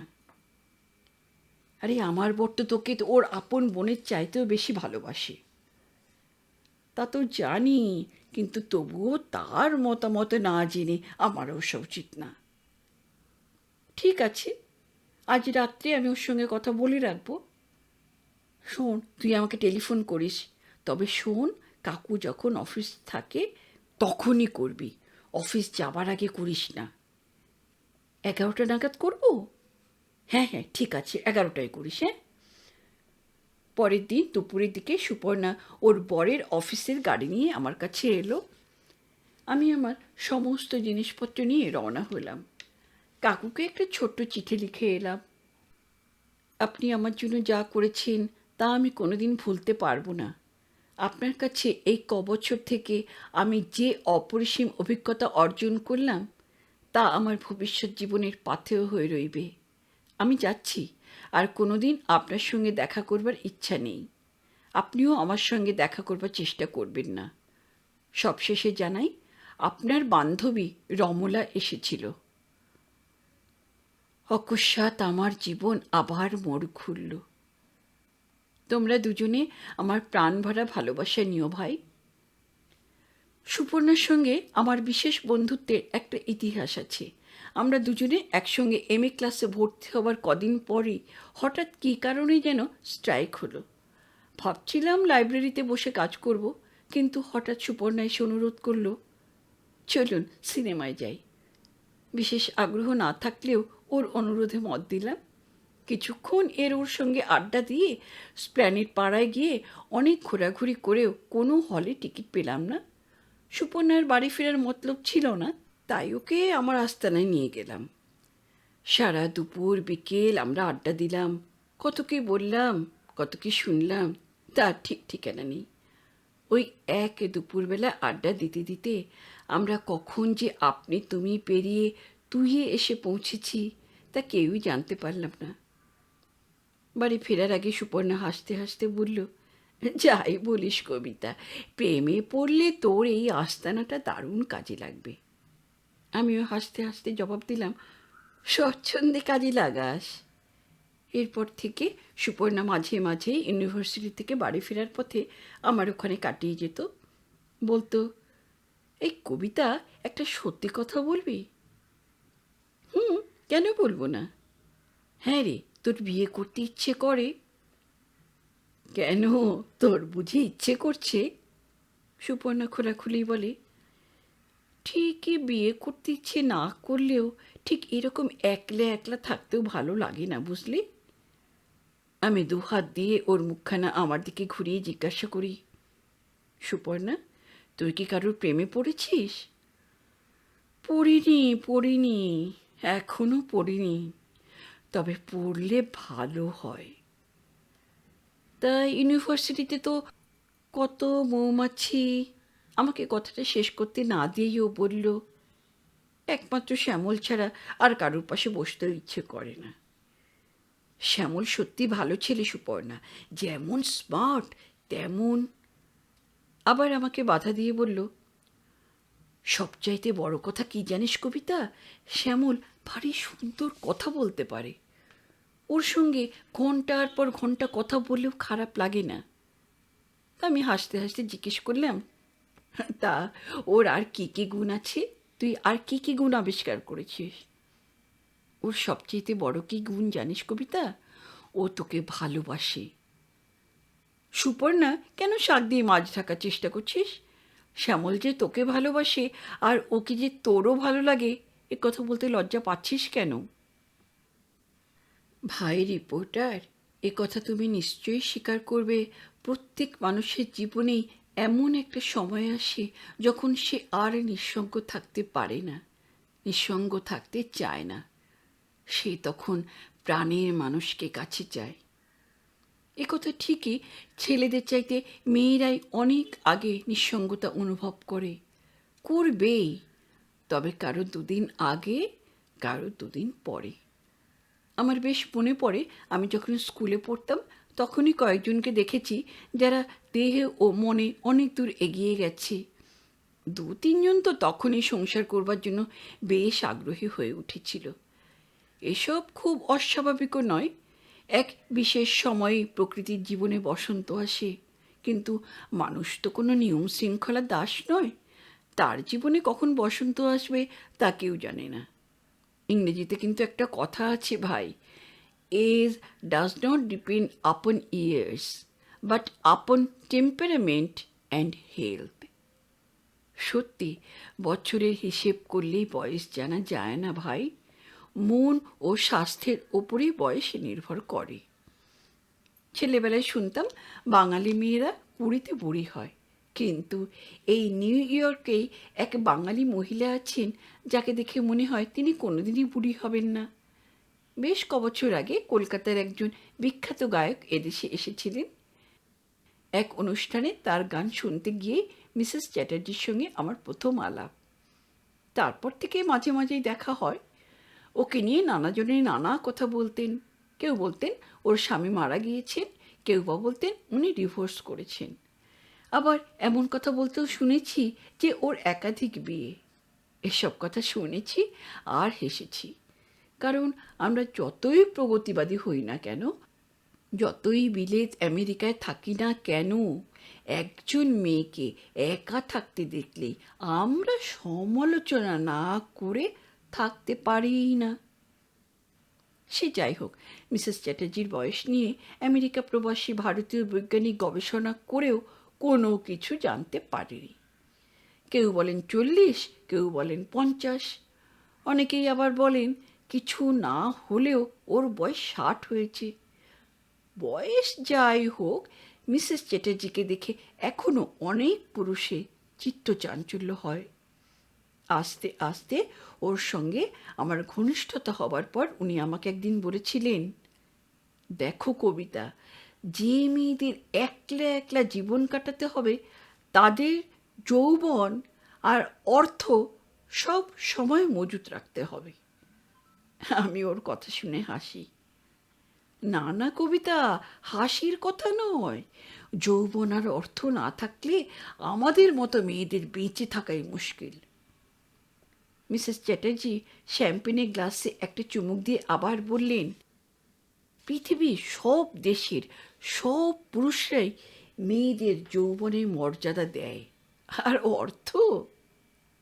উনি একটু হাসলেন, বললেন, অর্থের প্রয়োজনের কথা বলাই নিষ্প্রয়োজন। তুমি নিশ্চয়ই বুঝবে। আমার শ্যাম্পেনের গ্লাস তখনও ভর্তি, ওর গ্লাস খালি হয়ে গেছে। আমি আবার ওর গ্লাস ভরে দিলাম। মিসেস চ্যাটার্জি হাসতে হাসতে বললেন, হাজার হোক, আমরা রামচন্দ্রের অকাল বোধনকে যেমন সবচাইতে বড় উৎসব বলে মেনে নিয়েছি, সেই রকম জীবন যৌবনের ব্যাপারেও আমরা অকাল বোধন করতে অভ্যস্ত। তার মানে 18, 20, 22 পর আমাদের দেশের মেয়েরা আর যৌবন ধরে রাখতে পারে না। স্বামীর কাছে সে যৌবন উৎসর্গ করার জন্য পাগল হয়ে ওঠে। এবার আমি হাসতে হাসতে বলি, ঠিক বলেছেন। অনেক দিন মিসেস চ্যাটার্জির সঙ্গে দেখা হয় না, কিন্তু আজ তোমাকে সুপর্ণার কথা লিখতে বসে ওর কথাগুলো খুব মনে পড়ছে। সত্যি সুপর্ণা অধৈর্য হয়ে উঠেছিল। ও মাঝে মাঝে আমাকে এমন সব যা কথা বলতো, তা শুনে মনে হতো ও আর এক মুহূর্ত অপেক্ষা করতে পারছে না। একদিন আমি হাসতে হাসতে ওকে বললাম, উফ সুপর্ণা, তোর মতো বিয়ে পাগল মেয়ে আমি জীবনে দেখিনি। সুপর্ণা একটু ম্লান হেসে বলল, কবিতা, আমার দাদা বৌদি বেলেল্লাপনা দেখলে তুই আমার চাইতেও বেশি বিয়ে পাগল হয়ে উঠতিস। তার মানে আমি তোকে মুখে বলতে পারবো না ভাই। ওই কথা বলার পর আমি আর ওকে প্রশ্ন করিনি। এই পৃথিবীতে জন্মগ্রহণ করার সময় আমরা কেউই ভালো বা খারাপ কিছুই থাকি না। নিজেরা সহজাত প্রবৃত্তির সঙ্গে সঙ্গে শিক্ষা দীক্ষা ও পরিবেশ আমাদের ভালো মন্দ করে। তোমরা ছেলেরা হয়তো জানতেও পারো না আশপাশের মানুষের জন্য মেয়েদের জীবনে কী নিদারুণ সমস্যা দেখা দেয়। যাই হোক, এমএ পরীক্ষা দেবার পরে সুপর্ণার বিয়ে হলো। আমি হঠাৎ অসুস্থ হয়ে পড়ায় ওর বিয়েতে যেতে পারিনি। বিয়ের পর ওরাও কলকাতার বাইরে চলে গেল। বোধহয় মাসখানেক পরের কথা, হঠাৎ একদিন সুপর্ণা আর অমিয় আমার ওখানে এসে হাজির। সুপর্ণা হাসতে হাসতে অমিয়কে বলল, যে কবিতার কথা এতদিন তুমি শুধু শুনেছ, দেখো সে তোমার সামনে দাঁড়িয়ে আছে। অমিয় বিস্ময়ে আমার দিকে তাকাতেই আমি প্রশ্ন করলাম, কি এত ভাবছেন? অমিয় একটু হেসে বলল, ভাবছি 2-1 মাস আগে আপনার সঙ্গে আলাপ হলে কি কেলেঙ্কারিটাই না হতো। সুপর্ণা প্রশ্ন করল, কি আবার কেলেঙ্কারি হতো? আমাকে আপাদ মস্তক একবার ভালো করে দেখে অমিয় নির্বিকার চিত্তে বলল, ওর সঙ্গে আগে আলাপ হলে আমি হয় বিয়ে না হয় আত্মহত্যা করতাম। আমি লজ্জায় মুখ নিচু করে হাসি। সুপর্ণা হাসতে হাসতে আমাকে বলল, এই লোককে নিয়ে আমি কি করে ঘর করব বলতো? এবার আমি বলি, তোর ভয় নেই সুপর্ণা, আমি তোর ঘর ভাঙব না। আমিও বলল, আপনাকে ভাঙতে হবে না, আমি হয়তো আমাদের ঘর ভেঙে আপনার কাছে আসব। আমি বললাম, আসলেও ঘাট ধাক্কা দিয়ে বের করে দেব। কয়েক মাস পরের কথা, ভাইফোঁটার দিন সকালবেলা সুপর্ণাকে নিয়ে অমিয় এসে হাজির। আমি অবাক হয়ে জিজ্ঞাসা করলাম, কী ব্যাপার, হঠাৎ এতদিন পর এই সাত সকালে? অমিয় বলল, এই চটপট আমার কপালে একটা ফোঁটা দাও তো, নয়তো তোমার কাছে আসতে পারছি না। কেন, সুপর্ণা আসতে দিচ্ছে না? সুপর্ণা বলল, আরে আমি কেন আসতে দেব না? ও নিজেই ভাইফোঁটা না নিয়ে তোর কাছে আসতে সাহস পাচ্ছি না। কেন? সুপর্ণা অমিয়র দিকে তাকিয়ে জিজ্ঞাসা করল, কেন, তুমি ওর কাছে আসতে ভয় পেতে কেন বলো? অমিয় হাসতেই থাকে। সুপর্ণা বলে, বুঝলি কবিতা, বাবা ভাই সন্তান ছাড়া আর সব পুরুষ নাকি তোকে দেখে কামনার আগুনে জ্বলবেই। এবার আমি লজ্জার হাসি এসে বললাম, সুপর্ণা, তোর স্বামী এবার কিন্তু আমার কাছে মার খাবে। যাই হোক, সেদিন অমিয়কে ভাইফোঁটা দিলাম। তুমি শুনলে অবাক হবে, এর আগে আমি কোনো দিন আর কাউকে ভাইফোঁটা দিইনি। ভাই বোনের সম্পর্ক যে কত মধুর তা শুধু গল্প উপন্যাসে পড়েছিলাম, কোনো ব্যক্তিগত অভিজ্ঞতা ছিল না। অমিয় আমার সে অসম্পূর্ণতার দৈন্য সত্যিই দূর করেছিল। কামনা লালসার আগুনে জর্জরিত না হয়ে যে কোনো পুরুষ সত্যি আমাকে ভালোবাসতে পারে, তার প্রথম অভিজ্ঞতা অমিয়। সন্ধ্যের পর অফিস থেকে ফিরেই অমিয় আমাকে বলল, তোমার ওপর আমি বেশ রাগ করেছি কবিতা। আমি অবাক হয়ে জিজ্ঞাসা করলাম, কেন? আমার অনুমতি না নিয়ে বুঝি তুমি এখানে আসতে পারো না? নিশ্চয়ই পারি। তাহলে কালই চলে এলে না কেন? আমি কোনো জবাব না দিয়ে ওর হাতে ব্রিফকেসটা টেবিলের উপর রেখে দিলাম। আমিও টাইয়ের নট ঢিলা করতে করতে একটু মুচকি হেসে বলল, তারপর শুনছি তুমি নাকি হোস্টেলে চলে যাবে কবিতা। আরে, আমাকে দেখে কি তোমার ঝগড়া করতে ইচ্ছে করছে? এবার আমি সুপর্ণার দিকে তাকিয়ে বললাম, দেখ সুপর্ণা, তোর স্বামী কীরকম ঝগড়া করছে দেখছিস? বাবা, তোমাদের ভাই বোনের ব্যাপারে আমি মাথা ঘামাচ্ছি না। অমিয় কোট খুলে বলল, কবিতা, একটা কথা শুনে রাখো, যতদিন কলকাতায় থাকবে ততদিন এই বাড়ি ছেড়ে, এই ভাইকে ছেড়ে কোথাও যেতে পারবে না। আচ্ছা বাবা, আচ্ছা, যাব না। এবার তোমার শান্তি তো? যেতে চাইলেই বা যেতে কে দিচ্ছে? ভাই রিপোর্টার, অমিয় আমার জন্য কী করেছে তা বললে অবিশ্বাস্য মনে হবে, কিন্তু কিন্তু তবু তোমাকে বলবো, সব বলবো। তোমার আগামী জীবনের সঙ্গিনীকে বলো অনেক দিন তার চিঠি পাইনি, তুমিও চিঠি দিও, প্রাণ ভরা ভালোবাসা নিও। এই পৃথিবীতে যেমন আলো আঁধারের খেলা চলে, আমার জীবনেও ঠিক তেমনি ভালো মন্দের খেলা চলছে। কাকুর আশ্রয় ছেড়ে আসার সময় মনে হয়েছিল এই অন্ধকার আমার জীবন থেকে কোনোদিন কাটবে না, কিন্তু এমনই আশ্চর্য ব্যাপার যে তারপরই আনন্দে খুশিতে আমার জীবন আবার ঝলমল করে উঠল। 5-7 দিন কেটে যাবার পর একদিন ব্রেকফাস্ট খেতে খেতে অমিয় বলল, কবিতা, যতদিন তুমি এদেশে থাকবে ততদিন তুমি এ বাড়ি ছেড়ে কোথাও যাবে না। আমি অবাক হয়ে জিজ্ঞাসা করলাম, তার মানে এদেশে ছাড়া আর কোন দেশে থাকবো? না, তুমি এদেশে থাকবে না কবিতা। বাজে বকো না, আমি আবার কোথায় যাব? আমি হেসে বললাম, তোমাদের দুজনের ঘাড় ভেঙে যখন এমন মৌজ করে দিন কাটাচ্ছি তখন আর। আমি অবাক হয়ে প্রশ্ন করল, সে কি, তুমি খরচাপত্র দিচ্ছ না?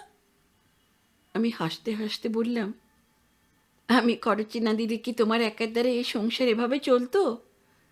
যাই হোক, আমিও বলল, পাসপোর্টের অ্যাপ্লিকেশন এলেই তুমি পাসপোর্টের জন্য অ্যাপ্লাই করবে কবিতা। কেন? পাসপোর্ট দিয়ে আমি কি করব? কবিতা, এদেশে থাকলে তোমার মতো মেয়ের কপালে অনেক দুঃখ আছে, তোমাকে এখানে থাকতে হবে না। কিন্তু বিদেশে গিয়ে আমি কি করব? Kabita, when you will come to the bridge you will cross the bridge. এখন সেসব কথা ভাবলে তো হবে না। সেদিন আর কোনো কথা হলো না। ও অফিস চলে গেল। 2-1 দিন পরে অফিস থেকে ফিরেই আমাকে পাসপোর্টের ফর্ম দিয়ে বলল, এটা ফিল আপ করে রেখো, তারপর সুপর্ণার সঙ্গে গিয়ে প্যারাডাইস স্টুডিও থেকে। কিন্তু সুপর্ণা বলল, অত কিন্তু কিন্তু করছিস কেন কবিতা? তোর মতো মেয়ে বিদেশে গেলে কত সুযোগ পাবি। আচ্ছা সুপর্ণা, তোরা দুজনেই আমাকে তাড়াবার জন্য এত ব্যস্ত হয়ে উঠেছিস কেন? আমিও গম্ভীর হয়ে বলল, যদি অবিলম্বে নার্সিংহোমে ভর্তি হতে রাজি থাকো তাহলে অবশ্য বিদেশে না গেলেও চলবে। আজে বাজে কথা বললি না, একটা থাপ্পড় খাবে। মোটেও আজে বাজে কথা বলছি না, ঠিক কথাই বলছি। তোমার মতো মেয়ের পক্ষে এদেশে একলা থাকা অসম্ভব। কেন? কবিতা, চারদিক থেকে এত শুভাকাঙ্ক্ষী সমাগম হবে যে আত্মরক্ষার জন্য কোনো পথ পাবে না। তারপর একদিন সত্যি সত্যি আমি পাসপোর্ট পেলাম। আমিও জিজ্ঞাসা করল, জাহাজে যাবে নাকি প্লেনে যাবে? কোথায়? আপাতত লন্ডনে। তারপর? তারপর যেখানে তোমার অদৃষ্ট টেনে নেবে সেখানেই যাবে। লন্ডনে গিয়ে কী করব? বাপ ঠাকুরদা দেওয়া টাকা যখন আছে তখন আরও 2-1 বছর লেখাপড়া করে জীবন সংগ্রাম শুরু করে দাও। আমি মুখ নিচু করে একটু গম্ভীর হয়ে জিজ্ঞাসা করলাম, সত্যি সত্যি তুমি আমাকে যেতে বলছো? হ্যাঁ কবিতা, এই সতী সাবিত্রীর দেশে তোমার মতো নিঃসঙ্গ যুবতীর শান্তিতে থাকা সত্যিই অসম্ভব। তুমি বাইরেই চলে যাও। বিদেশে কি সবাই সাধু? না, তা নয়, তবে সেখানে ছুঁচোর মতো রাতের অন্ধকারে কেউ তোমাকে বিব্রত করবে না। যারা তোমাকে চাইবে তারা সোজাসুজি তোমাকে সে কথা বলতে দ্বিধা করবে না। আমি মুখ নিচু করে চুপ করে বসে থাকি, কোনো কথা বলি না। ভাবি নানা কথা, আকাশ পাতাল, অতীত ভবিষ্যৎ। আমিও আবার বলে, ও দেশে প্রধানমন্ত্রী পর্যন্ত বলতে পারেন আমি বেজম্মা বাস্টার্ড। আর এদেশে ৩৬ কোটি দেবতার দেশে আমরা মহা বদমাইশ হয়েও ভদ্রলোকের খোলস পরে বেশ দিন কাটাচ্ছি। আমি আর সুপর্ণা দুজনেই হাসি। আমিও রেগে ওঠে, না না, হাসির কথা নয়, আমরা কত বিধবা আর কত ঝিয়ে সর্বনাশ করেও ভদ্রলোকের ভূমিকায় অভিনয় করে সবাইকে যে বোকা বানিয়ে দিচ্ছি তার কোনো হিসেব আছে? সুপর্ণা প্রশ্ন করে, তাই বলে বিলেতে কি কেউ কোনো মেয়ে সর্বনাশ করে না?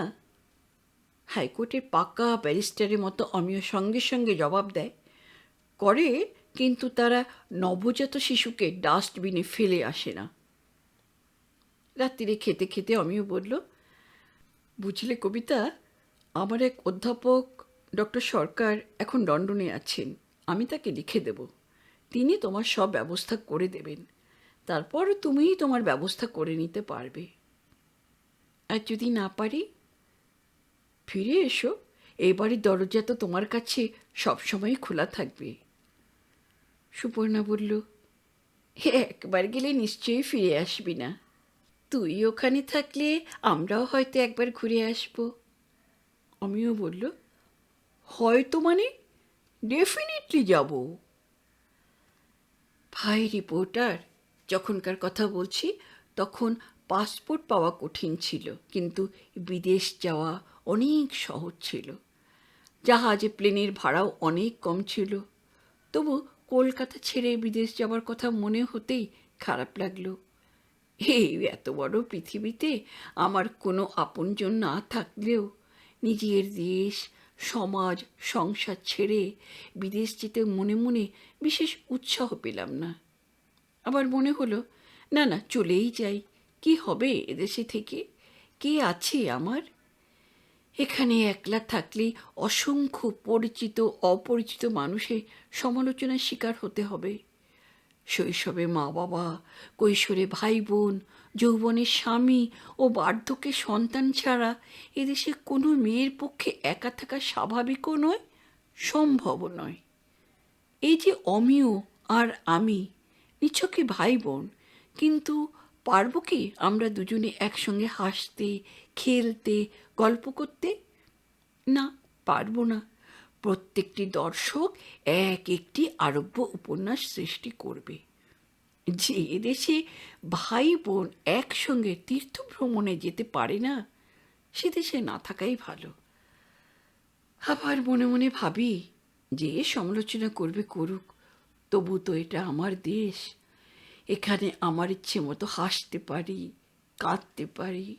কিন্তু বিদেশে, সেখানে কে আমার আনন্দে হাসবে? দুঃখের দিনে কে আমার জন্য চোখের জল ফেলবে? তাছাড়া একবার বিদেশ গেলে তো চট করে আর আসতে পারবো না। আমিও, ভাই একটা কথা বলবো? বলো। তুমি এখানেই আমার একটা চাকরি জোগাড় করে দাও, আমি একলা একলা বেশ থাকতে পারবো। ও হাসতে হাসতে বলল, তুমি কি ভাইফোঁটা দিয়ে সব পুরুষ মানুষের চিত্তচাঞ্চল্য দূর করতে পারবে? আমি কি হেলেন অফ ট্রয়?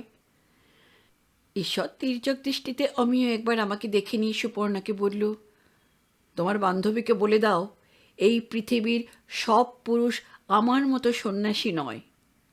সুপর্ণা হাসতে হাসতে বলল, তুমি তুমি সন্ন্যাসী? অফকোর্স। তোমার মতো কামুকে পৃথিবীতে আর কেউ আছে? আচ্ছা, কজন পুরুষ সম্পর্কে তোমার অভিজ্ঞতা আছে সুন্দরী? একজনকে দেখে যা অভিজ্ঞতা হয়েছে তাতে আর দেখবার দরকার নেই বাবা। শাস্ত্র বলেছে ধর্ম রক্ষার জন্য বংশ রক্ষা করা পুরুষের অবশ্য কর্তব্য। এতক্ষণ আমি মুখ টিপে হাসছিলাম। এবার বললাম, আচ্ছা তাই বুঝি একদিনের জন্য বউকে ছেড়ে থাকতে পারো না? Miss Chowdhury, you are mistaken. আমার আলিঙ্গন ছাড়া আমার স্ত্রীর ঘুম আসে না। সুপর্ণার সঙ্গে সঙ্গে প্রতিবাদ করল, হা ভগবান, কি মিথ্যেবাদী! এই, আমাকে রাগালে কিন্তু আমি হাটে হাড়ি ভেঙে দেব। আমি সঙ্গে সঙ্গে সুপর্ণার হাত ধরে বললাম, প্লিজ প্লিজ সুপর্ণা, এখনই ভাঙতে শুরু কর। আস্তে আস্তে দিনগুলো এগিয়ে চলে, আর অমিও আমার বিদেশ যাত্রার ব্যাপারে উদ্যোগ আয়োজন প্রায় সম্পূর্ণ করে আনে। হঠাৎ একদিন অফিস থেকে ফিরে এসে আমাকে একটা চিঠি দিয়ে বলল, here is a letter from doctor Sarkar, পড়ে দেখো, বেশ এনকারেজিং চিঠি। চিঠিখানা পড়ে দেখি ডক্টর সরকার লিখেছেন, তোমার বোন ডক্টরেট হলে এখানে নিশ্চয়ই ভালো সুযোগ পাবে এবং আমি আমার যথাসাধ্য সাহায্য করব। মনে হয় তোমার বোনের কোনো অসুবিধা হবে না। ডক্টর সরকারের এই চিঠিখানা পড়ার পর বিদেশ যাওয়ার সম্পর্কে আমিও উৎসাহিত বোধ করলাম। আমিও আর সুপর্ণাকে বললাম, সামনের মাসের 7 তারিখে আমার ভাইবা, তারপর কয়েকদিনের মধ্যে রেজাল্ট জানতে পারবো। যদি সত্যি সত্যি ডক্টরেটটা পেয়ে যাই তাহলে ভাবছি চলেই যাব। আরে ভাবছি মানে, তোমাকে বিদায় না করা পর্যন্ত আমার শান্তি নেই কবিতা। আমি সুপর্ণাকে বললাম, দেখ দেখ সুপর্ণা, তোর স্বামী নিশ্চয়ই কোনো বদমতলব আছে, তা নয়তো ও আমাকে তাড়াবার জন্য এমন পাগল হয়ে উঠেছে কেন? সুপর্ণা বলল, হ্যাঁ রে, আমারও তাই মনে হচ্ছে। আমিও বলল, খুব স্বাভাবিক, বিদ্যাসাগর মশাইকে পর্যন্ত কত অপবাদ সহ্য করতে হয়েছে, সুতরাং আমার মতো মহাপুরুষকেও যে তোমরা বদনাম দেবে তাতে আশ্চর্যের কিছু নেই। সুপর্ণা ঠোঁট উল্টে বলল, ইস, তুমি মহাপুরুষ? A great is known by the number of his enemies. আমরা তিনজনই একসঙ্গে হেসে উঠি। ভাই রিপোর্টার, আশু মুখুজ্জি মারা যাবার পর কলকাতা বিশ্ববিদ্যালয়ের যে 12টা বেজেছে তার জ্বলন্ত প্রমাণ আমিও ডক্টরেট পেলাম।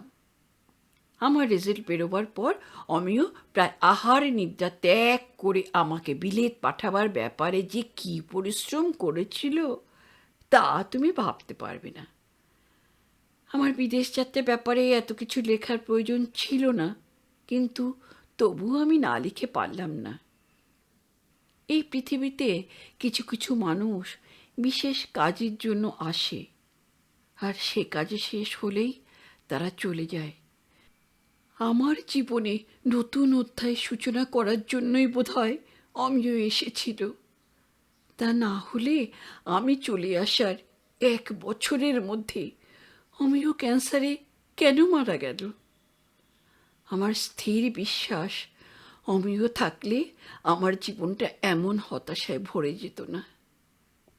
অমিয়কে হারাবার পর আমি নতুন করে উপলব্ধি করলাম, ভাই, এই পৃথিবীতে শুধু দুঃখ ভোগের জন্যই আমি এসেছি। আমার মুখের হাসি ভগবান কিছুতেই সহ্য করবেন না।